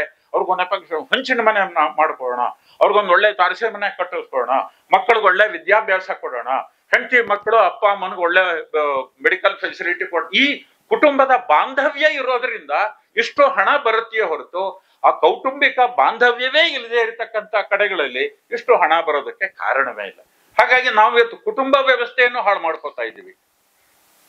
ಇವತ್ತು ನೀವು ನೋಡ್ಬೋದು, ಮದುವೆ ಆಗಿಲ್ದೇ ಇರ್ತಕ್ಕಂಥ ಗಂಡು ಹೆಣ್ಣು ಯಾವ್ದೋ ಒಂದು ಮನೆಯಲ್ಲಿ 4 ವರ್ಷ ಒಟ್ಟಿಗೆ ಇದ್ಬಿಡ್ಬೋದು ಅಂತ, ಲಿವಿಂಗ್ ಟುಗೆದರ್. ಯಾಕಿದು ಒಳ್ಳೇದು ಅಂದ್ರೆ ಅಮೆರಿಕಾದಲ್ಲಿ ಇದು ಮಾಡ್ತಾರೆ, ನಾವು ಮಾಡದೆ ಹೋದ್ರೆ ಅಲ್ವಾ? ಆದ್ರಿಂದ ನಮ್ಮ ಕೋರ್ಟ್ಗಳು ಕೂಡ ಈ ರೀತಿಯ ಜಡ್ಜ್ಮೆಂಟ್ ಅನ್ನು ಕೊಡ್ತಾ ಇದೆ. ನೀವು ಏನು ಯೂನಿಸೆಕ್ಸ್ ಮ್ಯಾರೇಜಸ್ಗೆ ಕೋರ್ಟ್ ಅಸ್ತು ಅನ್ನತ್ತೆ, ಲಿವಿಂಗ್ ಟುಗೆದರ್ಗೂ ಕೂಡ ಅಸ್ತು ಅನ್ನತ್ತೆ. ಇವೆಲ್ಲ ನಮ್ಮ ಸಮಾಜವನ್ನ ಹಾಳು ಮಾಡ್ತಕ್ಕಂಥ ವಿಧಾನಗಳು. ಸಂಸಾರವನ್ನ ಫ್ಯಾಮಿಲಿ ಸಿಸ್ಟಮ್ ಅನ್ನ ನಾವು ಲೂಸ್ ಮಾಡ್ಬಿಡ್ತು ಅಂತಂತಿದ್ದಾಗೆ ಈ ಹಣ ಬರೋದು ಖಂಡಿತವಾಗಿಯೂ ನಿಂತು ಹೋಗ್ಬಿಡುತ್ತೆ. ಹಾಗಾಗಿ ಇದು ಒಂದು ದೊಡ್ಡ ಆದಾಯದ ಮೂಲ ನಮಗೆ. ಆಮೇಲೆ ಈ ಕೆಲವು ವರ್ಷಗಳಲ್ಲಿ FDI ಮತ್ತು ವರ್ಕರ್ ರೆಮಿಟೆನ್ಸಸ್ ಅಂತ ಬಂದ ಹಣದ ಒಂದು ಪಟ್ಟಿ ನೋಡ್ತು ಅಂತಂದ್ರೆ, ಇದರಲ್ಲಿ ಕೆಲವು ವರ್ಷಗಳ ಪಟ್ಟಿಯನ್ನು ನಾನು ಕೊಟ್ಟಿದ್ದೀನಿ. 2015ರಿಂದ 2023 ತನಕ ಪಟ್ಟಿ ಕೊಟ್ಟಿದ್ದೀನಿ. ಪ್ರತಿ ವರ್ಷ ಕೂಡ FDIಗಿಂತ ವರ್ಕರ್ ರೆಮಿಟೆನ್ಸಸ್ ಬರೋದೇ ನಮಗೆ ಜಾಸ್ತಿ ಆಗಿದೆ. 2015ರಲ್ಲಿ FDI ಇಂದ ಬಂದಿದ್ದು $55 ಬಿಲಿಯನ್, ಕಾರ್ಮಿಕ ಸಂದಾಯ ಅಥವಾ ವರ್ಕರ್ ರೆಮಿಟೆನ್ಸಸ್ $70 ಬಿಲಿಯನ್. ಹಾಗೆ 2016-17 ನೋಡಿ, 2021ರಲ್ಲಿ $83 ಬಿಲಿಯನ್ FDI, $89 ಬಿಲಿಯನ್ ಅಂದ್ರೆ $6 ಬಿಲಿಯನ್ ಎಕ್ಸ್ಟ್ರಾ ಇದರಿಂದ ಬರುತ್ತೆ, ವರ್ಕರ್ ರೆಮಿಟೆನ್ಸಸ್ ಇಂದ ಬರುತ್ತೆ. 2022ರಲ್ಲಿ $49 billion FDI, $111 billion worker remittances. 2023ರಲ್ಲಿ $28 billion FDI, $125 billion worker remittances ಅಲ್ಲಿ. ಇದು ಯಾಕೆ ನಮ್ಮ ಮಾಧ್ಯಮದವ್ರಿಗೆ ಯಾಕೆ ಗೊತ್ತಾಗೋದೇ ಇಲ್ಲ? ಎಲ್ಲೂ ಬರೋದಿಲ್ಲ. ಯಾವ ಮಾಧ್ಯಮ, ಬಹುತೇಕ ನಿಮ್ಮ ಅರ್ಥಶಾಸ್ತ್ರ, ಬಿಸಿನೆಸ್ ಲೈನ್ ಓದೋರಿಗೆ ಕೂಡ ಈ ವಿಷಯ ಗೊತ್ತಿರೋದಿಲ್ಲ. ಎಷ್ಟು ದೊಡ್ಡ ಇದು ನಮ್ಮ ಫ್ಯಾಮಿಲಿ ಸಿಸ್ಟಮ್ನ ಕಾರಣದಿಂದಾಗಿ ನಮ್ಮ ವರ್ಕರ್ಸು ಇಡೀ ಪ್ರಪಂಚದಲ್ಲೇ ಎಷ್ಟು ಜನ ಕಳಿಸ್ತಾರೋ ಅದೆಲ್ಲದಕ್ಕಿಂತ ಟಾಪ್ ಲೆವೆಲ್ ಅಲ್ಲಿ ಅವರು ನಮಗೆ ಇಷ್ಟು ಹಣವನ್ನ ಕಳಿಸ್ತಾ ಇದ್ದಾರೆ. ಇದು ನಮಗೆ ಈಸಿ ಇನ್ಕಮ್. ನಮಗೆ ನಾವು ಇದನ್ನ ಎನ್ಕರೇಜ್ ಮಾಡಬೇಕೇ ಹೊರತು FDIನ ಎನ್ಕರೇಜ್ ಮಾಡೋದಲ್ಲ. ಇದು ಇದರಿಂದ FDIನಿಂದ ನಮ್ಮ ಲೋಕಲ್ ಇಂಡಸ್ಟ್ರೀಸ್ ಹಾಳಾಗಿ ಹೋಗ್ತವೆ, ಆದ್ರೆ ವರ್ಕರ್ ರೆಮಿಟೆನ್ಸಸ್ ನಿಂದ ಲೋಕಲ್ ಇಂಡಸ್ಟ್ರೀಸ್ ಎನ್ಕರೇಜ್ ಆಗುತ್ತೆ. ಹಾಗಾಗಿ ನಮ್ಮ ದೇಶದ ಆರ್ಥಿಕ ಅಭಿವೃದ್ಧಿಯ ದೃಷ್ಟಿಯಿಂದ ವರ್ಕರ್ ರೆಮಿಟೆನ್ಸಸ್ ಅನ್ನ ಎನ್ಕರೇಜ್ ಮಾಡಬೇಕು. ಆ ಜನಗಳನ್ನ ಗೌರವವಾಗಿ ಕಾಣಬೇಕು. ಅವರಿಗೆ ವಿದೇಶಗಳಲ್ಲಿ ಏನೇ ತೊಂದರೆ ಆದ್ರೆ ಅವರ ಸಹಾಯಕ್ಕೆ ಸರ್ಕಾರ ಧಾವಿಸಿ ಬರಬೇಕು. ಅವರಿಗೆ ಹಣವನ್ನು ಕಳಿಸೋದಕ್ಕೆ ಏನು ಕಾಸ್ಟ್ ಆಗ್ತಾ ಇದೆ ಇವಾಗ, ಅದನ್ನು ಸಾಧ್ಯವಾದಷ್ಟು ಕಮ್ಮಿ ಮಾಡೋದಕ್ಕೂ ಕೂಡ ಪ್ರಯತ್ನ ನೋಡಿ. ಮುಂದಿನ ವರ್ಷ ಇನ್ನೂ ಜಾಸ್ತಿ ಆಗತ್ತೆ. ಯಾಕೆಂದ್ರೆ ಕರೆನ್ಸಿ ಡಿಪ್ರಿಷಿಯೇಟ್ ಆಗಿರೋದ್ರಿಂದ ಹೋದ ವರ್ಷ 2023ರಲ್ಲಿ $83 ಇತ್ತು, ಈಗ 88 ತನಕ ಬಂದಿದೆ. ಇಂಥ ಸಮಯದಲ್ಲಿ ಅವರು ಸಾಲ ಮಾಡಿ ಹಣ ಕಳಿಸ್ತಾರೆ. ಯಾಕೆಂದ್ರೆ ಅವ್ರ ಮನೆಯವರಿಗೆ ಇನ್ ಟರ್ಮ್ಸ್ ಆಫ್ ರುಪೀಸ್ ಜಾಸ್ತಿ ಹಣ ಸಿಗತ್ತೆ ಅಂತ ಹೇಳಿ. ಹಾಗಾಗಿ 2025ರಲ್ಲೂ ಕೂಡ ನಮಗೆ ಜಾಸ್ತಿ ಹಣ ಖಂಡಿತವಾಗಿಯೂ ಬರುತ್ತೆ. ಇದು ಆದ್ರಿಂದ ಇದು ಭಾರತಕ್ಕೆ ವಿದೇಶಿ ಬಂಡವಾಳವನ್ನು ತಂದುಕೊಡ್ತಕ್ಕಂಥ ಒಂದು ಪ್ರಮುಖವಾದಂತ ಕಾಸ್ಟ್ಲೆಸ್ ಒಂದು ಸೋರ್ಸ್ ಆಫ್ ಇನ್ಕಮ್. ಇದ್ರ ಬಗ್ಗೆ ಭಾರತ ಸರ್ಕಾರ ಯಾವ ಗಮನವನ್ನು ಕೊಡೋದಿಲ್ಲ. FDIಯನ್ನ ವಿಜೃಂಭಿಸುವ ಮಟ್ಟಕ್ಕೆ ಇದು ಪೇಪರ್ನಲ್ಲಿ ಕೂಡ ಈ ಅಂಶ ಬರೋದಿಲ್ಲ. ಇದನ್ನ ನಾವು ಗಮನಿಸಬೇಕು. ಆಮೇಲೆ 2009ನೇ ಇಸ್ವಿನಲ್ಲಿ ಮೊದಲನೇದಾಗಿ ನಾವು ರಾಯಲ್ಟಿ ಕೊಡಬೇಕು ವಿದೇಶಿ ಕಂಪನಿಗಳಿಗೆ. ಏನಪ್ಪಾ ಅಂದ್ರೆ ಅವರ ಬ್ರ್ಯಾಂಡ್ ನೇಮ್ ಉಪಯೋಗಿಸ್ಕೊಂಡಿದ್ದಕ್ಕೆ, ಆಮೇಲೆ ಅವರ ಟೆಕ್ನಾಲಜಿ ಪ್ರಾಡಕ್ಟ್ಗಳನ್ನೆಲ್ಲ ಉಪಯೋಗಿಸ್ಕೊಂಡಿದ್ದಕ್ಕೆ ನಾವು ಅವ್ರಿಗೆ ರಾಯಲ್ಟಿ ಕೊಡಬೇಕು. 2009ನೇ ಇಸ್ವಿನಲ್ಲಿ 9ನೇ ಇಸ್ವಿ ತನಕ ಈ ರಾಯಲ್ಟಿ ಪೇಮೆಂಟ್ ಮೇಲೆ ಕೆಲವು ನಿರ್ಬಂಧಗಳಿತ್ತು. ಏನಪ್ಪಾ ಅಂತಂದ್ರೆ, ಎಲ್ಲಿ ಟೆಕ್ನಾಲಜಿ ಟ್ರಾನ್ಸ್ಫರ್ ಇದೆ, ತಂತ್ರಜ್ಞಾನ ವರ್ಗಾವಣೆ ಇದ್ದಂತ ಸಂದರ್ಭದಲ್ಲಿ ದೇಶದ ಒಳಗಡೆ ಎಷ್ಟು ಮಾರಾಟ ಆಗತ್ತೆ ಅದ್ರ ಮೇಲೆ 5% ರಾಯಲ್ಟಿ. ಆಮೇಲೆ ಎಕ್ಸ್ಪೋರ್ಟ್ ಮೇಲೆ 8% ರಾಯಲ್ಟಿ. ಎಲ್ಲಿ where there is technology transfer. Technology transfer ಇಲ್ಲದೆ ಇರ್ತಕ್ಕಂಥ ಸಂದರ್ಭದಲ್ಲಿ ದೇಶದ ಒಳಗಡೆ ಮಾಡ್ತಕ್ಕಂಥ ಮಾರಾಟದ ಮೇಲೆ 1%, ರಫ್ತಿನ ಮೇಲೆ 2% ಇತ್ತು. 2009ರಲ್ಲಿ ನಮ್ಮ ಪಿ ಚಿದಂಬರಂ ಅವರು ವಿದೇಶಿ ಬಂಡವಾಳ ದೊಡ್ಡದಾಗಿ ಆಕರ್ಷಿಸಿದ್ರು. ಯಾಕೆಂದ್ರೆ ನಾವು ಮೇಲಕ್ಕೆ ಹೋಗ್ಬೇಕಲ್ಲ, ಈಸ್ ಆಫ್ ಡೂಯಿಂಗ್ ಬಿಸ್ನೆಸ್ ಅಲ್ಲಿ. ಅದರಿಂದ ರಾಯಲ್ಟಿ ಪೂರ ತೆಗೆದು ಹಾಕ್ಬಿಟ್ರು. ರಾಯಲ್ಟಿ ಮೇಲಿದ್ದಂತ ಎಲ್ಲ ಇದನ್ನು ಕೂಡ ತೆಗೆದು ಹಾಕ್ಬಿಟ್ರು. ಇದು ತೆಗೆದು ಹಾಕಿದ್ರಿಂದ ತಕ್ಷಣದಲ್ಲಿ ಆ ವಿದೇಶಿ ಪೇರೆಂಟ್ ಕಂಪನಿಗಳು ಏನಿದ್ವು ಅವು ಭಾರತೀಯ ಅವರ ಕೊಲಾಬರೇಟಿವ್ ಕಂಪನಿಗಳಿಂದ ಅವುಗಳ ಮೇಲೆ ರಾಯಲ್ಟಿನ ಏಕದಮ್ ಜಾಸ್ತಿ ಮಾಡಿದ್ರು. ನೋಡಿ, ಕೆಲವು ಕಂಪನಿಗಳು Maruti Suzuki, Hindustan Unilever, Nestle India, Bosch, ABB ಇವುಗಳು ಟಾಪ್ ಲೆವೆಲ್ ಈ ರಾಯಲ್ಟಿ ಹೊತ್ಕೊಂಡು ಹೋಗ್ತಕ್ಕಂಥ ಕಂಪನಿಗಳು. ಈ 5 ವಿದೇಶಿ ಕಂಪನಿಗಳು ಅವರ ಪೇರೆಂಟ್ ಕಂಪನಿಗಳಿಗೆ ನೀಡಿದ ರಾಯಲ್ಟಿ ಮೊತ್ತ 2011-12ರಲ್ಲಿ 3,124 ಕೋಟಿ, 2012-13ರಲ್ಲಿ 3,979 ಕೋಟಿ, ಒಂದೇ ವರ್ಷದಲ್ಲಿ. ಅಂದ್ರೆ ನಮ್ಮ ರಾಜಕಾರಣಿಗಳು ಹೇಗೆ ವಿದೇಶಿ ಬಂಡವಾಳಗಾರರಿಗೆ ನಡೆಮುಡೆ ಹಾಸಿ ಕರ್ಕೊಂಡು ಬರ್ತಾರೆ ಅಂತ ಅನ್ನೋದಕ್ಕೆ ಇದು ಬಹಳ ಸ್ಪಷ್ಟವಾದಂತ ಒಂದು ಉದಾಹರಣೆ. ಈಗ ಇದನ್ನೆಲ್ಲ ಮಾಡಿದ್ರಿಂದ ನಮಗೆ ಏನು ಲಾಭ ಆಗ್ತಾ ಇದೆ, ಭಾರತದ ಇದು ಏನಾಗ್ತಾ ಇದೆ ಅಂತಂದ್ರೆ, ಬಹಳ ಮುಖ್ಯವಾಗಿ ನಾವು ನೋಡೋದಾದ್ರೆ, ಭಾರತೀಯ ನಾವು ನಮ್ಮ ದತ್ತೋಪಂತ ಅಂಗಡಿ ಅವರು ಯಾವಾಗ್ಲೂ ಭಾರತದ ಉದ್ಧಾರವಾಗೋದು ಭಾರತೀಯ ಉದ್ಯಮಗಳಿಂದಲೇ ಹೊರತು ವಿದೇಶಿ ಉದ್ಯಮಗಳಿಂದ ಅಲ್ಲ. ನಮ್ಮ ಭಾರತೀಯ ಉದ್ಯಮಗಳು ನಮಗೆ ಬ್ರೆಡ್, ವಿದೇಶಿ ಉದ್ಯಮಗಳು ಬಟರ್ ಅಷ್ಟೆ. ನಿಮಗೆ ಬ್ರೆಡ್ಡೇ ಇಲ್ದಿದ್ರೆ ಬಟರ್ ತಗೊಂಡು ಹೊಟ್ಟೆ ತುಂಬಿಸ್ಕೊಳಕ್ ಆಗೋದಿಲ್ಲ. ಬಟರ್ ಇಲ್ದಿದ್ರು ಪರವಾಗಿಲ್ಲ, ಬ್ರೆಡ್ ತಿಂದು ಹೊಟ್ಟೆ ತುಂಬಿಸ್ಕೋಬಹುದು. ಈಗ ನೋಡಿ, ಚೈನಾಕ್ಕೂ ಅಮೆರಿಕಕ್ಕೂ ಒಂದು ಜಗಳ ಪ್ರಾರಂಭವಾಗಿದ್ರಿಂದ ಈಗ ಚೈನಾದಲ್ಲಿದ್ದಂತ ಅಮೆರಿಕಾದ ಕಂಪನಿಗಳು, ಆಪಲ್ ಮುಂತಾದ ಅನೇಕ ಕಂಪನಿಗಳು ಚೈನಾವನ್ನ ಬಿಟ್ಟು ಹೊರಗಡೆ ದೇಶಕ್ಕೆ ಬಂದು, ನಾಳೆ ದಿವಸ ಈ ರಾಜಕೀಯ ಹೇಗಿರುತ್ತೆ ಅಂತ ಹೇಳಕ್ ಆಗೋದಿಲ್ಲ. ಈಗ ಟ್ರಂಪ್ಗೆ ಅಬ್ಕಿ ಬಾರ್ ಟ್ರಂಪ್ ಸರ್ಕಾರ ಅಂತೆಲ್ಲ ನಾವು ಎಲ್ಲ ಹೊಡೆದಿದ್ದಾಯ್ತು. ಅದೇ ಟ್ರಂಪ್ ಇವಾಗ ಬೆನ್ನಿಗೆ ಚೂರಿ ಹಾಕ್ತಿದ್ದಾನೆ. ಇವಾಗ ನಿಮಗೆ 24% ಹಾಕ್ತೇನೆ, 50% ಹಾಕ್ತೇನೆ ಅಂದ್ರೆ ಈ ಸಂಬಂಧ, ಈ ಫಂಕ್ಷನ್, ಇದಕ್ಕೆಲ್ಲ ಏನು ಬೆಲೆ ಇಲ್ಲ. ಹಾಗಾಗಿ ನಾಳೆ ಯಾವ್ದಾದ್ರು ಒಂದು ಸಂದರ್ಭದಲ್ಲಿ ಇದೇ ರೀತಿ ಅಮೆರಿಕಕ್ಕೋ ಬೇರೆ ದೇಶಗಳಿಗೋ ಭಾರತಕ್ಕೋ ಬಂದು ಇಂಡಿಯಾದಲ್ಲಿರ್ತಕ್ಕಂಥ ವಿದೇಶಿ ಕಂಪನಿಗಳೆಲ್ಲ ಟೆಂಟ್ ಕಿತ್ಕೊಂಡು ಹೋಗ್ಬಿಡ್ತು ಅಂದ್ರೆ ನಮ್ಮಲ್ಲಿ ಉಳಿಯೋದೇನು? ಹಾಗಾಗಿ ನಾವು ವಿದೇಶಿ ಬಂಡವಾಳ ಬೇಡ ಅಂತ ಅಲ್ಲ, ವಿದೇಶಿ ಬಂಡವಾಳ ಬೇಕು. ಆದ್ರೆ ಎಲ್ಲಿ ಬೇಕು, ಎಷ್ಟು ಬೇಕು, ಅಂಡರ್ ವಾಟ್ ಕಂಡೀಷನ್ಸ್ ಬೇಕು, ಇದು ನಮ್ಮ ಡಿಸ್ಕ್ರಿಷನ್ ಅಲ್ಲಿ ಅದು ಇರಬೇಕು. ಬಾಗಿಲು ತೆಗೆದು ನೀವು ಎಲ್ಲದಕ್ಕೂ ವಿದೇಶಿ, ನೀವು ಇದನ್ನು ನೋಡಬಹುದು. ಮೇಕ್ ಇನ್ ಇಂಡಿಯಾದಲ್ಲಿ 2014ರಲ್ಲಿ ನರೇಂದ್ರ ಮೋದಿ ಅವರು ತಂದ್ರಲ್ಲ, ಅವ್ರ ಡಿಕ್ಲರೇಷನ್ ಇದೆ, ಬನ್ನಿ ಎಲ್ಲರೂ ಬನ್ನಿ, ನಿಮ್ಗೆಲ್ಲರಿಗೂ ಕೂಡ ಇಲ್ಲಿ ಅವಕಾಶವಿದೆ, ನೀವೆಲ್ಲರೂ ಉತ್ಪಾದನೆ ಮಾಡಿ, ಎಲ್ಲರೂ ಬರ್ಬೇಕು. ಈ ರೀತಿ ನಾವು ಇಂಡಿಸ್ಕ್ರಿಮಿನೇಟ್ ಆಗಿ ಪ್ರಪಂಚದಲ್ಲಿ ಇರೋರೆಲ್ಲ ಬನ್ನಿ ಅಂತಂದ್ರೆ ಅವ್ರಿಗೆ ಅಟ್ರಾಕ್ಷನ್ ಅಂದ್ರೆ, ಒಂದು, India is A very huge market. ಇಡೀ ಯುರೋಪ್ ಅನ್ನು ಒಟ್ಟು ಕೂಡಿದ್ರು ಕೂಡ ಭಾರತದ ಒಂದು ಸ್ಟೇಟಿನಷ್ಟು ಡಿಮಾಂಡ್ ಬರೋದಿಲ್ಲ ಅವರಿಗೆ. ಅಂತ ಬಂಗಾರದಂತ ಮಾರ್ಕೆಟ್ಗೆ ನಾವು ಬಾಗಿಲು ತೆಗೆದು ಬನ್ನಿ ಬನ್ನಿ ಅಂತಂದ್ರು ಬರ್ದೇ ಇರ್ತಾರೆ ಅವರು. ಆಮೇಲೆ ಇಲ್ಲಿ ಲೇಬರ್ ಚೀಪ್ ಅದು. ಆಮೇಲೆ ಬೇರೆ rules and regulation, environment rules and regulations ಇಲ್ಲಿ ಇದೆ, ಅದರ ಇಂಪ್ಲಿಮೆಂಟೇಷನ್ ವೆರಿ ಪೂರ್. ಆದ್ರಿಂದ ಭೋಪಾಲ್ ಗ್ಯಾಸ್ ಟ್ರಾಜಿಡಿ ಅಂತ ಟ್ರಾಜಿಡಿ ಆಗೋದಕ್ಕೆ ಭಾರತದಲ್ಲಿ ಮಾತ್ರ ಸಾಧ್ಯ. ಮೊದಲನೇ ದಿವಸ 1984 ಡಿಸೆಂಬರ್ ತಿಂಗಳಿನಲ್ಲಿ ದೊಡ್ಡ, ಅದಕ್ಕೆ ವರ್ಲ್ಡ್ಸ್ ಲಾರ್ಜೆಸ್ಟ್ ಕೆಮಿಕಲ್ ಆಕ್ಸಿಡೆಂಟ್ ಅಂತ ಹೇಳಿ ಇದನ್ನ ಕರೀತಾರೆ. ಯೂನಿಯನ್ ಕಾರ್ಬೈಡ್ ಕಂಪನಿ ಅಮೆರಿಕಾದ್ದು, ವಾರ್ನ್ ಆಂಡರ್ಸನ್ ಅದರ ಚೇರ್ಮನ್ ಆಗಿದ್ದ. ಅದನ್ನ ಮಿಥೈಲ್ ಐಸೋಸೈಡ್ ಟ್ಯಾಂಕ್ ಅನ್ನ ಸರಿಯಾಗಿ ಮೇಂಟೈನ್ ಮಾಡದೆ ಅನೇಕ ಬಾರಿ ಕಂಪ್ಲೇಂಟ್ ಮಾಡಿದ್ರು ಕೂಡ ಏನೂ ಕೇರ್ ಮಾಡದೆ ಅದು ಡಿಸೆಂಬರ್ ತಿಂಗಳಿನಲ್ಲಿ ಡಮಾರಂದೋಯ್ತು. ಹೈಲಿ ಪಾಯ್ಸನಸ್ ಗ್ಯಾಸ್ ಅದು, ಮಿಥೈಲ್ ಐಸೋಸೈನೇಟ್. ಅದನ್ನ ರಸಗೊಬ್ಬರ ಮಾಡೋದಕ್ಕೆ ರಾ ಮೆಟೀರಿಯಲ್ ಉಪಯೋಗ. ಅಂದ್ರೆ ನಮ್ಮ ರಸಗೊಬ್ಬರ ಇನ್ನು ಹೇಗಿರ್ಬೋದು ಆಲೋಚನೆ ಮಾಡಿ. ಆ ಮಿಥೈಲ್ ಐಸೋಸೈನೇಟ್ ಡಿಸೆಂಬರ್ ಇಬ್ಬನಿ ತುಂಬಾ ಜಾಸ್ತಿ ನಾರ್ತ್ ಇಂಡಿಯಾದಲ್ಲಿ. ಆ ಗ್ಯಾಸ್ ಹೆಚ್ಚಿಗೆ ಮೇಲಕ್ಕೆ ಹೋಗ್ಲೇ ಇಲ್ಲ, ಲೋಯರ್ ಲೆವೆಲ್ ಅಲ್ಲೇ ಅದು ಸಂಪೂರ್ಣವಾಗಿ ಹರಡ್ಕೊಂಡ್ಬಿಡ್ತು. ಕಾರ್ಖಾನೆ ಸುತ್ತಮುತ್ತ ಬದುಕಿದ್ದಂತಹ, ಕೆಲಸ ಮಾಡ್ತಾ ಇದ್ದಂತಹ ಸಾವಿರಾರು ಜನ ಬಡ ಕಾರ್ಮಿಕರು ನಿದ್ದೆನಲ್ಲಿ ಸತ್ತೋದ್ರು. ಯಾಕೆ ಸಾಯ್ತಿದ್ದೀನಿ ಅಂತಲೂ ಅವ್ರಿಗೆ ಗೊತ್ತಿಲ್ಲ. ಒಂದು ವಾರದ ಒಳಗಡೆ ಸುಮಾರು 8,000 ಜನ ಸತ್ತೋದ್ರು. ಸುತ್ತಮುತ್ತ ಇದ್ದಂತ ಡಾಕ್ಟರ್ಗಳಿಗೆ ಇದನ್ನ ಯಾವ ರೀತಿ ಟ್ರೀಟ್ ಮಾಡಬೇಕು ಅಂತ ಅನ್ನೋದೇ ಗೊತ್ತಿಲ್ಲ.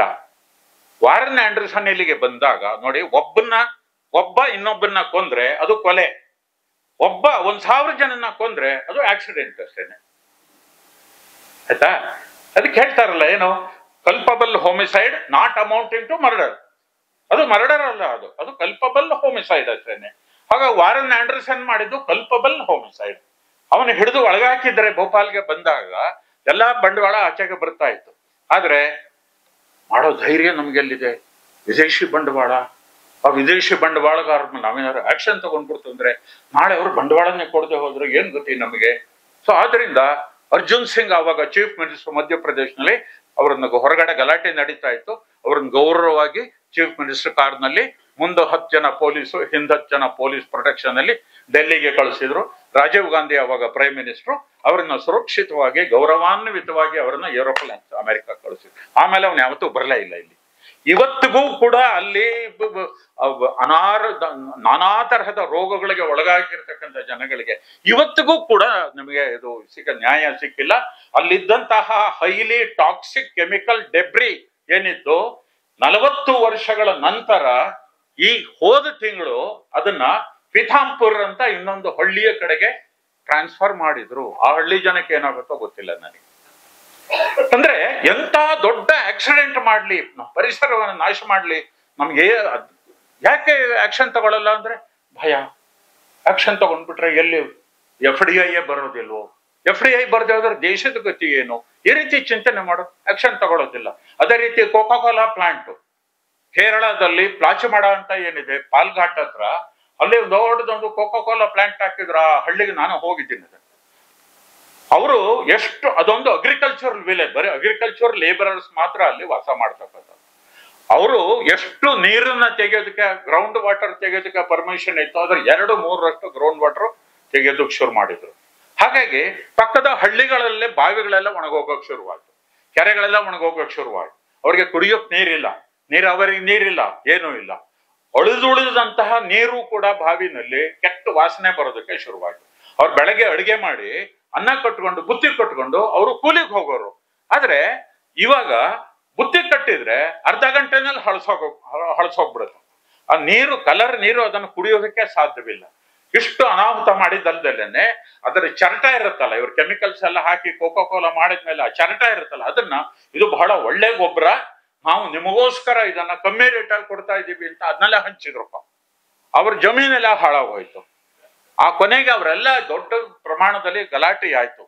ಕೇರಳದಲ್ಲಿದ್ದು ಕಮ್ಯುನಿಸ್ಟ್ ಸರ್ಕಾರ, ಕಮ್ಯುನಿಸ್ಟರ ಧ್ಯೇಯ ಏನು? ಕಾರ್ಮಿಕರ ಹಿತರಕ್ಷಣೆ, ಬಂಡವಾಳಗಾರರ ಶೋಷಣೆ, ಕಾರ್ಮಿಕರ ಹಿತರಕ್ಷಣೆ. ಇದು ಸತ್ತವರೆಲ್ಲರೂ ಕಾರ್ಮಿಕರೇನು. ಆದ್ರೆ ಇವತ್ತಿನ ತನಕ ಅವ್ರಿಗೆ ನ್ಯಾಯ ಸಿಗಲಿಲ್ಲ. ಯಾಕೆ ಅವ್ರ ಮೇಲೆ ಆಕ್ಷನ್ ತಗೊಳ್ಳಿಲ್ಲ ಅಂತಂದ್ರೆ ಹೆದರಿಕೆ. ಆಕ್ಷನ್ ತಗೊಂಡ್ರೆ ಕೋಕಾ-ಕೋಲಾ ಅಂತ ದೊಡ್ಡ ಕಂಪನಿ ಅವ್ರು ಬರ್ದೇ ಹೋದ್ರೆ ಏನ್ ಗತಿ? ಇದೇನೆ. ಹಾಗೇನೆ ಊಟಿನಲ್ಲಿ ಈ ಹಿಂದೂಸ್ತಾನ್ ಲಿವರ್ನವರು ಈ ಪಾದರಸದ ಥರ್ಮಾಮೀಟರ್ ಬರ್ತಿತ್ತಲ್ಲ, ಆ ಥರ್ಮಾಮೀಟರ್ದ ಒಂದು ದೊಡ್ಡ ಫ್ಯಾಕ್ಟ್ರಿ ಇತ್ತು. ಆ ಫ್ಯಾಕ್ಟ್ರಿನಲ್ಲಿ ತುಂಬಾ ಜನ ಕೆಲಸ ಮಾಡ್ತಾ ಇದ್ರು. ಕ್ರಮೇಣ ಫ್ಯಾಕ್ಟ್ರಿ ಕೆಲಸ ಮಾಡೋರಿಗೆಲ್ಲ ಒಂಥರ ವಿಚಿತ್ರವಾದ ರೋಗಗಳು ಬರೋದಕ್ಕೆ ಶುರುವಾಯ್ತು. ಊರಿನಲ್ಲೂ ರೋಗಗಳು ಬರೋಕೆ ಶುರುವಾಯ್ತು. ಕೊನೆಗೆ ಇನ್ವೆಸ್ಟಿಗೇಷನ್ ಮಾಡಿದಾಗ ಗೊತ್ತಾಯ್ತು, ಇವರು ಆ ಪಾದರಸ ಒಡೆದೋಗಿರುತ್ತಲ್ಲ, ಥರ್ಮಾಮೀಟರ್ಗಳು ಒಡೆದೋಗಿರುತ್ತೆ, 1000 ಒಡೆದೋಗಿರುತ್ತೆ. ಆ ಒಡೆದಿದ್ದು ಪಾದರಸನೆಲ್ಲ ತಗೊಂಡು ಹೋಗಿ ಆ ಊಟಿ ಲೇಕ್ ಇದೆಯಲ್ಲ, ಬೋಟಿಂಗ್ ಎಲ್ಲ ಹೋಗ್ತೀವಲ್ಲ, ಆ ಊಟಿ ಲೇಕ್ನ ಹತ್ರ ಹೋಗಿ ತಗೊಂಡು ಡಂಪ್ ಮಾಡಿದ್ರೆ, ಎಷ್ಟೋ ವರ್ಷಗಳಿಂದ ಡಂಪ್ ಮಾಡಿದ್ರೆ ಪಾದರಸ ನಿಮ್ಗೊತ್ತು ಹೈಲಿ ಪಾಯ್ಸನಸ್. ಅದು ಅಲ್ಲಿ ಗ್ರೌಂಡ್ ವಾಟರ್ಗೆ ಸೇರ್ಕೊಂಡಿದೆ. ಅದರ ವೇಪರ್ ಉಸಿರಾಡಿದಂತಹ ಜನಗಳು, ಜಾನುವಾರುಗಳೆಲ್ಲ ಕಾಯಿಲೆಗಳಿಗೆ, ಅಲ್ಲಿ ವರ್ಕರ್ಸು ಇದೆ. ಕೊನೆಗೆ ದೊಡ್ಡ ಪ್ರಮಾಣದಲ್ಲಿ ಹೋರಾಟ ಶುರು ಮಾಡಿದ್ರು. ಆದ್ರೆ ಇವತ್ತಿನ ತನಕ ಅವರಿಗೆ ನ್ಯಾಯ ಸಿಗಲಿಲ್ಲ. ಯಾಕೆ ಆಕ್ಷನ್ ತಗೊಳ್ಳಿಲ್ಲ? ಹೆದರಿಕೆ. FDI ಮೇಲೆ ಯಾರು ಆಕ್ಷನ್ ತಗೊಳಕ್ಕಾಗತ್ತಾ? ನಮ್ಮವ್ರದ್ದು ಸತ್ತರ ಸಾಯಿಲಿ, ಹೇಗೊಂದು 140 ಕೋಟಿ ಇದೀವಿ, ಒಂದು 40 ಕೋಟಿ ಹೋದ್ರೆ ಏನ್ ತೊಂದರೆ ಇಲ್ಲ. ನಮ್ಮಲ್ಲಿ ಪಾಪ್ಯುಲೇಷನ್ ಅಂದ್ರೆ ಹೈಲಿ ಡಿಸ್ಪೋಸಬಲ್ ಕಮಾಡಿಟಿ ಅದು. ಆದ್ರೆ FDI ಮೇಲೆ ನಾವು ಕ್ರಮ ತಗೊಳಕ. ಹೀಗೆ FDI ಅಂತಿದ್ದಾಗೆ ನಮ್ಮ ಪರಿಸರವನ್ನು ಹಾಳು ಮಾಡ್ಲಿ, ನಮ್ಮ ಕಾಯ್ದೆ ಕಾನೂನುಗಳನ್ನ ಉಲ್ಲಂಘನೆ ಮಾಡ್ಲಿ, ನಮ್ಮ ತೆರಿಗೆನಲ್ಲಿ ಮೋಸ ಮಾಡ್ಲಿ, ಏನ್ ಮಾಡಿದ್ರು ಕೂಡ ಯಾವುದಕ್ಕೂ ಕೂಡ ಭಾರತ ಸರ್ಕಾರ, ಯಾವುದೇ ಪಾರ್ಟಿ ಸರ್ಕಾರ ಇರಲಿ, ಯಾವ ಆಕ್ಷನ್ನು ಇಲ್ಲ, ಯಾವ ಆಕ್ಷನ್ನು ತಗೊಳ್ಳೋದಿಲ್ಲ. ಲಾಸ್ಟ್ಲಿ ಇದು ಇನ್ನೊಂದು ಮಾತನ್ನ ಹೇಳಬೇಕು. ಇದರಿಂದ ಇಷ್ಟೊಂದು ಎಲ್ಲಾ ಕ್ಷೇತ್ರಗಳು ಕೂಡ FDI ನಾವು ವಿದೇಶಿ ಕಂಪನಿಗಳಿಗೆ ನಾವಿಲ್ಲಿ ಅವಕಾಶ ಮಾಡ್ಕೊಡ್ತಾ ಹೋಯ್ತು ಅಂತಂದ್ರೆ ಹೆಚ್ಚು ಹೊಡೆತ ಬೀಳೋದು ನಮ್ಮ ಸ್ವದೇಶಿ ಕಂಪನಿಗಳ ಮೇಲೆ. ಯಾಕೆಂದ್ರೆ ನಾವೆಲ್ಲರೂ ಕೂಡ ಇದು ನಮ್ಮ ಖ್ಯಾತ ಇವರು ವಿಕ್ರಮದಲ್ಲಿ ರೆಗ್ಯುಲರ್ ಆಗಿ ರಾಮಧ್ಯಾನಿ ಅಂತ ಹೇಳಿ ಅವರು ಬರ್ತಾರೆ, ಅವರು ಕವರ್ ಪೇಜ್ ಬರ್ಕೊಟ್ಟಿದ್ದು ಗೊತ್ತಾ? ಇದು ನಮ್ಮ ಭಾರತೀಯ ಉದ್ಯಮಗಳು, ಅದರಲ್ಲೂ ಕೂಡ micro, small and medium enterprises, ಇದು FDI. ಇದು ನಮ್ಮ ದೇಶೀಯ ಉದ್ಯಮದ ಮೇಲೆ ಏನು ಪರಿಣಾಮ ಆಗ್ತಾ ಇದೆ ಅಂತನ್ನುವ ಯಾವ ಅಧ್ಯಯನವೂ ಕೂಡ ಆಗಿಲ್ಲ. ಒಂದೇ ಒಂದು ಅಧ್ಯಯನ ಆಗಿರ್ತಕ್ಕಂಥದ್ದು ಭಗವತಿ ಪ್ರಕಾಶ್ ಶರ್ಮಾ ಅಂತ, ಡಾಕ್ಟರ್ ಭಗವತಿ ಪ್ರಕಾಶ್ ಶರ್ಮಾ ಅಂತ ಹೇಳಿ ನಮ್ಮ ಸ್ವದೇಶಿ ಜಾಗರಣ ಮಂಚನ ನ್ಯಾಷನಲ್ ಕೋ ಕನ್ವೀನರು, ರಾಜಸ್ಥಾನದ ಉದಯ್ಪುರದವರು. ಅವರು ಈ ಮ್ಯಾನೇಜ್ಮೆಂಟ್ ಸ್ಟಡೀಸ್ ನಲ್ಲಿ ಬಹಳ ಆಳವಾಗಿ ಅಧ್ಯಯನ ಮಾಡಿದವರು. ಅನೇಕ ಯೂನಿವರ್ಸಿಟಿಗಳಲ್ಲಿ ವೈಸ್ ಚಾನ್ಸಲರ್ ಆಗಿ ಕೆಲಸ ಮಾಡಿ ಹಲವಾರು ಗ್ರಂಥಗಳನ್ನ ರಚಿಸಿರ್ತಕ್ಕಂಥವ್ರು. ಅವರು 2015ರಲ್ಲಿ economic resurgence through made by India, made in India ಅಲ್ಲ, economic resurgence through made in India, made by India ಅನ್ನೋ ಗ್ರಂಥವನ್ನು ಬರೆದ್ರು. ಅದರಲ್ಲಿ 2015ರ ಹೊತ್ತಿಗೆ 1995ನಲ್ಲಿ ಇದು ಗ್ಲೋಬಲೈಸೇಷನ್ ಶುರುವಾಯಿತು ಅಂದ್ರೆ 20 ವರ್ಷದ ನಂತರದಲ್ಲಿ 2015ರ ಮೇಲೆ ನಮ್ಮ ಭಾರತದ ಮಾರ್ಕೆಟ್ ನಲ್ಲಿ ವಿದೇಶಿ ಬ್ರ್ಯಾಂಡ್ಗಳ ಶೇರ್ ಎಷ್ಟಿದೆ, ಸ್ವದೇಶಿ ಬ್ರ್ಯಾಂಡ್ಗಳ ಶೇರ್ ಎಷ್ಟಿದೆ ಎನ್ನುವ ಒಂದು ಅಧ್ಯಯನವನ್ನ ಮಾಡಿದ್ದಾರೆ. ಟಿವಿನಲ್ಲಿ, ಫ್ಲಾಟ್ ಟಿವಿನಲ್ಲಿ ನಮ್ಮ ಸ್ವದೇಶಿ ವಿದೇಶಿ ಕಂಪನಿಗಳ ಬ್ರ್ಯಾಂಡು ಯಾವುದು, ಸೋನಿ, LG, ಸ್ಯಾಮ್ಸಂಗು, ಪ್ಯಾನಾಸೋನಿಕ್, ಅವುಗಳ market share 73%. Indian brand Videocon and others ಛೋಟಾ ಮೋಟಾ ಅದು 27% ಅಷ್ಟೇನೆ 2015ರಲ್ಲಿ. ರೆಫ್ರಿಜರೇಟರ್ ನಲ್ಲಿ 63% ವಿದೇಶಿ ಬ್ರ್ಯಾಂಡ್ಗಳು ಮಾರ್ಕೆಟ್ ಶೇರು, ಸ್ವದೇಶಿದು ಗಾಡ್ರೇಜು, ವಿಡಿಯೋಕಾನು ಇವುಗಳ ಮಾರ್ಕೆಟ್ ಶೇರು 37% ಇಳಿದು ಹೋಗ್ಬಿಟ್ಟಿದೆ. ಏರ್ ಕಂಡೀಷನರ್ಗಳಲ್ಲಿ LG, ಸ್ಯಾಮ್ಸಂಗ್, ಹಿಟಾಚಿ ಇತರೆ ಕಂಪನಿಗಳದ್ದು ಮಾರ್ಕೆಟ್ ಶೇರು 58%. ವೋಲ್ಟಾಸು ಇತ್ಯಾದಿ ಡೊಮೆಸ್ಟಿಕ್ ಕಂಪನಿಗಳ ಮಾರ್ಕೆಟ್ ಶೇರು ಬರೀ 42%. ಮೈಕ್ರೋವೇವ್ ಓವನ್ಗಳು ಇದು ಯಾವುದು, ಸ್ಯಾಮ್ಸಂಗು, LG, ವರ್ಲ್ಪೂಲ್, ಈಗ ಇನ್ನೂ ಏನೇನೋ ಬಂದಿದೆ, ಇವುಗಳ ಮಾರ್ಕೆಟ್ ಶೇರು 62%. ಫಾರಿನ್ ಬ್ರ್ಯಾಂಡ್ಗಳದ್ದು, ಲೋಕಲ್ ಬ್ರ್ಯಾಂಡ್ಗಳದ್ದು ಬರೀ 38%. ಕಾರುಗಳಲ್ಲಿ ಮಾರುತಿ, ಹುಂಡೆ, ಹೋಂಡಾ, ಟೊಯೋಟಾ, ಫೋರ್ಡು, ಶೆವರ್ಲೆ, ಸ್ಕೋಡಾ, ನಿಸ್ಸಾನ್ ಇತ್ಯಾದಿ 85% ಕಾರ್ ಮಾರ್ಕೆಟ್ ನಲ್ಲಿ ಅವರ ಮಾರ್ಕೆಟ್ ಶೇರು, ವಿದೇಶಿ ಬ್ರ್ಯಾಂಡ್ಗಳ ಮಾರ್ಕೆಟ್ ಶೇರು. ಸ್ವದೇಶಿಗಳದ್ದು ಬರೀ 15%. ಇಷ್ಟು ಅಲ್ದಲೇನೆ ಆರ್ಡಿನರಿ ದಿನನಿತ್ಯ ವಸ್ತು, ಕಾರು ಗೀರು ಎಸಿ ಎಲ್ಲ ಬಿಟ್ಬಿಡಿ, ದಿನ ಉಪಯೋಗಿಸ್ತಕ್ಕಂಥ tooth powder, tooth paste, shoe polish ಇವುಗಳಲ್ಲೂ ಕೂಡ ನೋಡಿ, ಟೂತ್ ಪೇಸ್ಟ್ ಅಲ್ಲಿ ಫಾರಿನ್ ಬ್ರ್ಯಾಂಡ್ಗಳ ಮಾರ್ಕೆಟ್ ಶೇರು 87%, ಸಾಫ್ಟ್ ಡ್ರಿಂಕ್ಗಳಲ್ಲಿ 89%, ಶೂ ಪಾಲಿಶ್ ನಲ್ಲಿ 82%. ಈಗ ಶೂ ಪಾಲಿಶ್ ಅಂತ ಇದೆ ನಮ್ಗೆ ಜ್ಞಾಪಕ ಆಗದೆ ಚೆರ್ರಿ ಬ್ಲಾಸಮ್.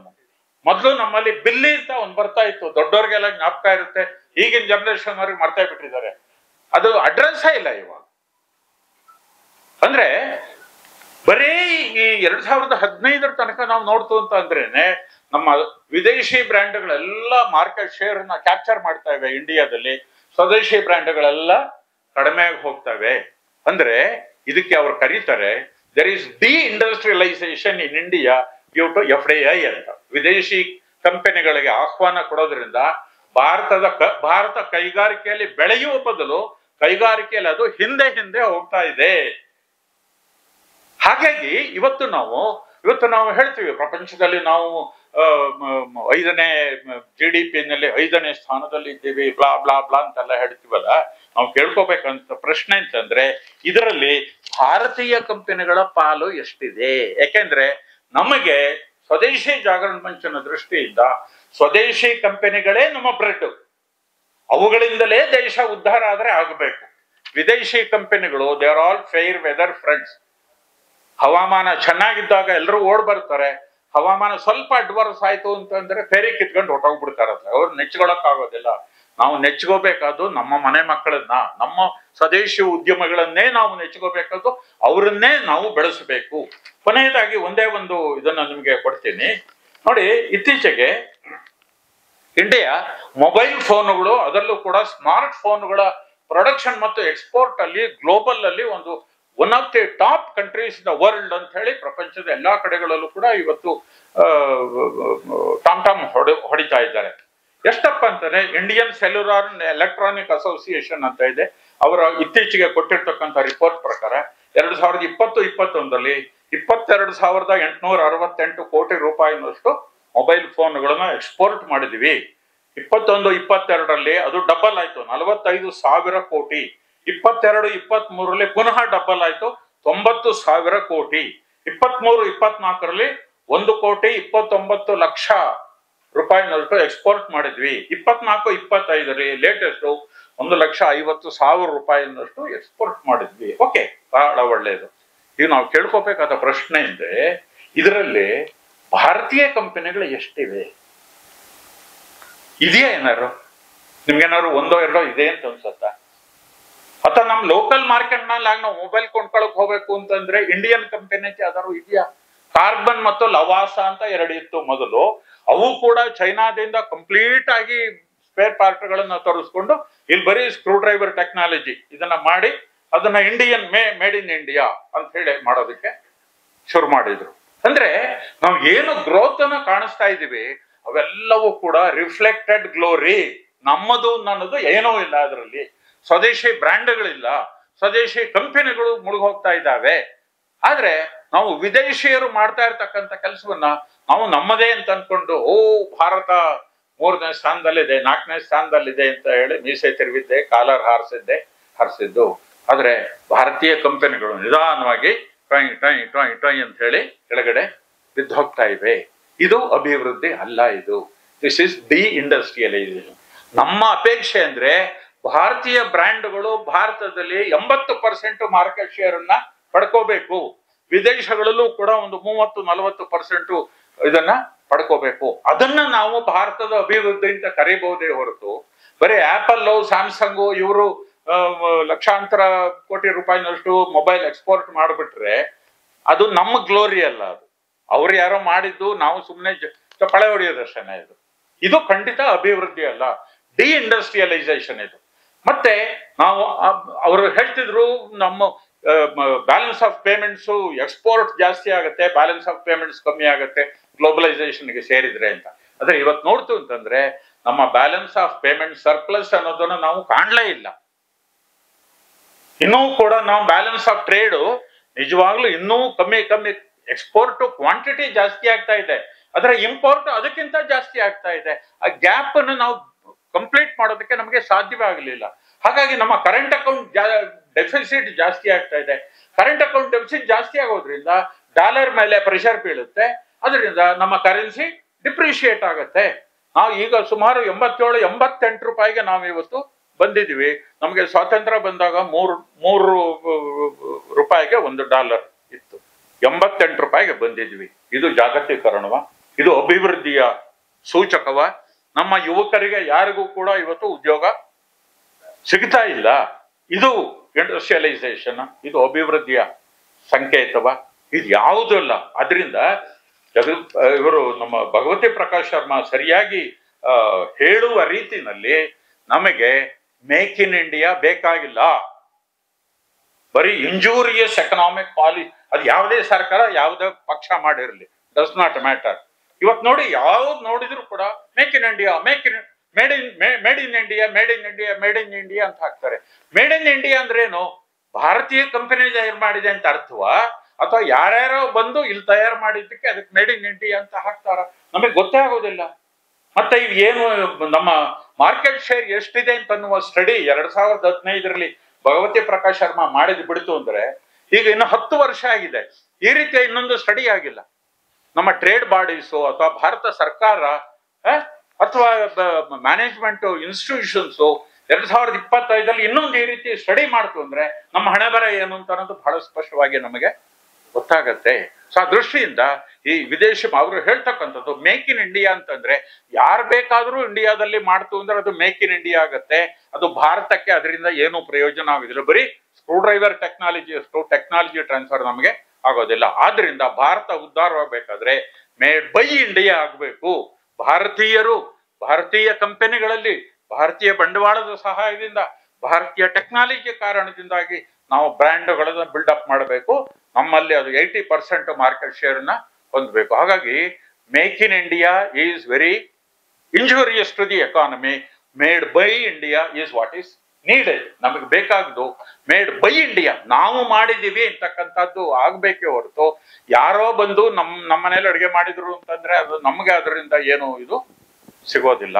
ಅದರಿಂದ ಈ ವಿದೇಶಿ ಬಂಡವಾಳ ಅದಾನೆ, ವಿದೇಶಿ ಬಂಡವಾಳ ಬೇಡ ಅಂತ ಅನ್ನೋದಿಲ್ಲ. ನಾನು ಕೊನೆಯದಾಗ ಹೇಳೋದು ಅಂದ್ರೆ ಎಲ್ಲಿ ಬೇಕು, ಎಷ್ಟು ಬೇಕು, ಯಾವಾಗ ನಿಲ್ಲಿಸ್ಬೇಕು, ಇದಿಷ್ಟು ಕೂಡ ನಮಗೆ ಗೊತ್ತಿರ್ಬೇಕು. ಅದಿಲ್ದಲೇನೆ ಓಪನ್ ಆಗಿ ಬಾಗಿಲು ತೆಗೆದು ಎಲ್ಲಾರು ಬನ್ನಿ, ಜೇನು ಸಾಕೋಕ್ಕೂ ಬನ್ನಿ, ದನ ಕಾಯಕ್ಕೂ ಬನ್ನಿ ಅಂತ ಹೇಳಿ ನಾವು ಓಪನ್ ಆಫರ್ ಕೊಡ್ತು ಅಂತಂದ್ರೆ ಆ ಭಾರತೀಯ ಕಂಪನಿಗಳು ಸತ್ತೋಗತ್ವೆ.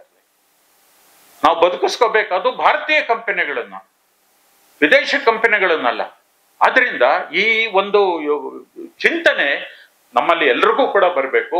ಪುಸ್ತಕ ಸಣ್ಣದು, ಸಣ್ಣ ಪುಸ್ತಕ ಬರೆಯೋದು ಮುಖ್ಯವಾದ ಉದ್ದೇಶ ಅಂದ್ರೆ ಇವತ್ತು ಯಾರು ಕೂಡ ದೊಡ್ಡ ಪುಸ್ತಕ ಓದೋದಿಲ್ಲ. ನೀವೊಂದು 150 ಪೇಜಿನ ಪುಸ್ತಕ ಬರೀತು ಅಂದ್ರೆ ಅದು ಬೀರು ಕೃತಿ ಆಗ್ಬಿಡುತ್ತೆ. ಅದು ಸಾಹಿತ್ಯ ಕ್ಷೇತ್ರದಲ್ಲಿ ಮೇರು ಕೃತಿ, ಅದು ಕೊಂಡ್ಕೊಂಡು ಹೋಗ್ತಿದ್ದಾಗ ಅದು ಬೀರು ಕೃತಿ ಆಗ್ಬಿಡುತ್ತೆ. ಒಂದು ಅರ್ಧ ಗಂಟೆನಲ್ಲೂ ಓದೋದು, ಅದು ಮೊಬೈಲ್ ಸ್ಕ್ರೀನ್ ಅಲ್ಲಿ ಎಷ್ಟು ಕಾಣುತ್ತೆ ಹೀಗೀಗಂದ್ರೆ ಮುಗಿದಲ್ಲಿಗೆ. ಅದರಿಂದ ಬರೀ 30 ಪೇಜಿನ ಪುಸ್ತಕ ಎಲ್ಲರೂ ಕೂಡ ಅದನ್ನ ಕೊಂಡ್ಕೊಂಡು ಓದ್ಬೋದು. ಅಗತ್ಯವಾಗಿ ಓದ್ಲೇಬೇಕು. ಏಕೆಂದ್ರೆ ನಮಗೆ ಏನಾಗತ್ತೆ ಅಂತ ಅನ್ನೋದು ಇದರಿಂದ ಗೊತ್ತಾಗತ್ತೆ. ಈಗ ಆರ್ಟಿಫಿಷಿಯಲ್ ಇಂಟೆಲಿಜೆನ್ಸ್ ಎಷ್ಟು 1000 ಜನಗಳನ್ನ ಇವತ್ತು ಕೆಲಸದಿಂದ ತೆಗಿತಾ ಇದ್ದಾರೆ ಅಂತ ಅನ್ನೋದನ್ನ ನಾವೆಲ್ಲರೂ ಕೂಡ ನೋಡ್ತಾ ಇದ್ದೇವೆ. ಈವನ್ IT, ಮೊದಲು IT ಅಂತ ಅಂದ್ಬಿಟ್ರೆ ಅವನು ಟೆಕ್ ಅಂದ್ಬಿಟ್ರೆ ಅವನ್ನೇನು ನಾವು ದೇವರು ಅನ್ನೋ ತರ ನೋಡ್ಬೇಕಾಗಿತ್ತು.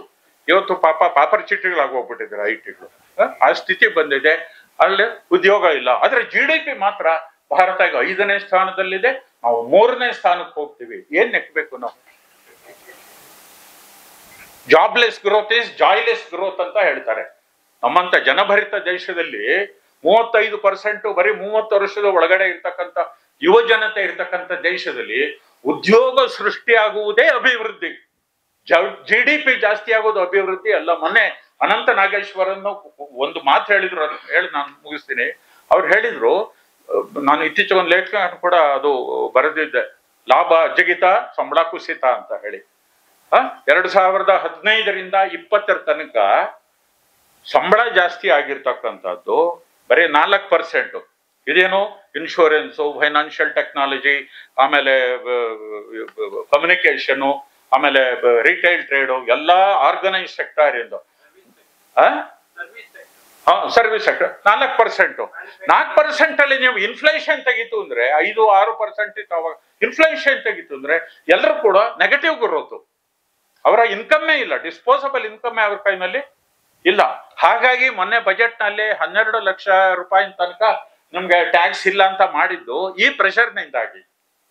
ಸೊ ಹೀಗಾಗಿ ಇಂಥ ಪರಿಸ್ಥಿತಿನಲ್ಲಿ ನಮ್ಗೆ ಉದ್ಯೋಗ ಸೃಷ್ಟಿ ಆಗ್ತಕ್ಕಂಥ ಅಭಿವೃದ್ಧಿ ಬೇಕೇ ಹೊರತು ಕೇವಲ GDP ನಾವು 3ನೇ ಸ್ಥಾನಕ್ಕಲ್ಲ 1ನೇ ಸ್ಥಾನಕ್ಕೆ ಹೋದ್ರೂ ನಮ್ಗೇನು ಪ್ರಯೋಜನವಿಲ್ಲ. ಇರೋ ಕೆಲಸನೂ ಕಳ್ಕೊಳ್ಳೋದಾದ್ರೆ 1ನೇ ಸ್ಥಾನಕ್ಕೆ ಹೋಗೋದ್ರಿಂದ ಭಾರತ 1ನೇ ಸ್ಥಾನಕ್ಕೆ ಹೋಗೋದೇ ಬೇಡ. ನಮ್ಗೆ ಸಮೃದ್ಧವಾಗಿ ಎಲ್ಲರಿಗೂ ಉದ್ಯೋಗ ಸಿಗ್ತಕ್ಕಂಥ ಅಭಿವೃದ್ಧಿಯೇ ನಮ್ಮ ಗುರಿಯಾಗಬೇಕು. ಮತ್ತೆ ನಮ್ಮ ಸ್ವದೇಶಿ ಕಂಪನಿಗಳೇ ಭಾರತದಲ್ಲಿ ಗಟ್ಟಿಯಾಗಿ ನೆಲೆ ನಿಲ್ಲಬೇಕೇ ಹೊರತು ವಿದೇಶಿ ಕಂಪನಿಗಳಿಗೆ ಅವ್ರಿಗೆ ಎಲ್ಲಾ ತರಹದ ಕನ್ಸೆಷನ್ಗಳನ್ನು ಕೊಟ್ಟು ಎಲ್ಲಾ ರೀತಿಯ ಸೌಲಭ್ಯಗಳನ್ನು ಕೊಟ್ಟು ಅವರನ್ನ ಓಲೈಸಿ ನಾಳೆ ಯಾವತ್ತೋ ಒಂದು ದಿವಸ ಅವರು ಟಾಟಾ ಹೇಳಿ ಹೊಟ್ಟೋಗೋರಿಗೆ ಇಷ್ಟೆಲ್ಲ ನಾವು ಮಾಡ್ತಕ್ಕಂಥ ಅಗತ್ಯ ಇಲ್ಲ. ಅದರಿಂದ ಇದು ಭಾರತಕ್ಕೆ ವಿದೇಶಿ ಬಂಡವಾಳ ಭ್ರಮೆಯಲ್ಲಿ ನಾವು ಬದುಕ್ತಾ ಇದ್ದೀವಿ. ವಾಸ್ತವವನ್ನು ಕೂಡ ತಿಳಿಸ್ತಕ್ಕಂಥ ಒಂದು ಕಾರ್ಯಕ್ರಮವನ್ನ ಇವತ್ತು ನೀವೆಲ್ಲರೂ ಕೂಡ ಸೇರಿ ಮಾಡಿದ್ದೀರಿ. ಹಾಗಾಗಿ ಇದು ಸ್ವದೇಶಿ ವಿಚಾರ, ಇದು ಯಾವುದೊಂದು ಪಾರ್ಟಿದಲ್ಲ, ಇದು ನಿಮ್ಮ ವಿಚಾರಗಳು, ನಮ್ಮ ಮಕ್ಕಳ ಭವಿಷ್ಯ ಇದು. ಸೊ ಆದ್ರಿಂದ ಇದ್ರ ಬಗ್ಗೆ ನಾವೆಲ್ಲರೂ ಕೂಡ ಜಾಗೃತರಾಗಿ ನಾವು ಸರ್ಕಾರದ ಮೇಲೂ ಕೂಡ ನಮ್ಮ ಜನಪ್ರತಿನಿಧಿಗಳ ಮೂಲಕ ನಮ್ಮ ಬೇರೆ ಬೇರೆ ಎಲ್ಲಾ ವೇದಿಕೆಗಳಲ್ಲೂ ಕೂಡ ನಾವು ಇದನ್ನ ಬಹಳ ವೋಕಲ್ ಆಗಿ, ಅಯ್ಯೋ ಈ ಸರ್ಕಾರನ ಏನಾದ್ರು ಕ್ರಿಟಿಸೈಸ್ ಮಾಡ್ಬಿಟ್ರೆ ಏನ್ ತಪ್ಪು ತಿಳ್ಕೊಂಡ್ಬಿಡ್ತಾರೋ, ಮೋದಿ ಸರ್ಕಾರ ಯಾರಾದ್ರು ಬೈಯೋದುಂಟಾ ಅಂತ ಈ ತರ ಎಲ್ಲ ಏನು ಇಟ್ಕೋಬೇಕಾಗಿಲ್ಲ.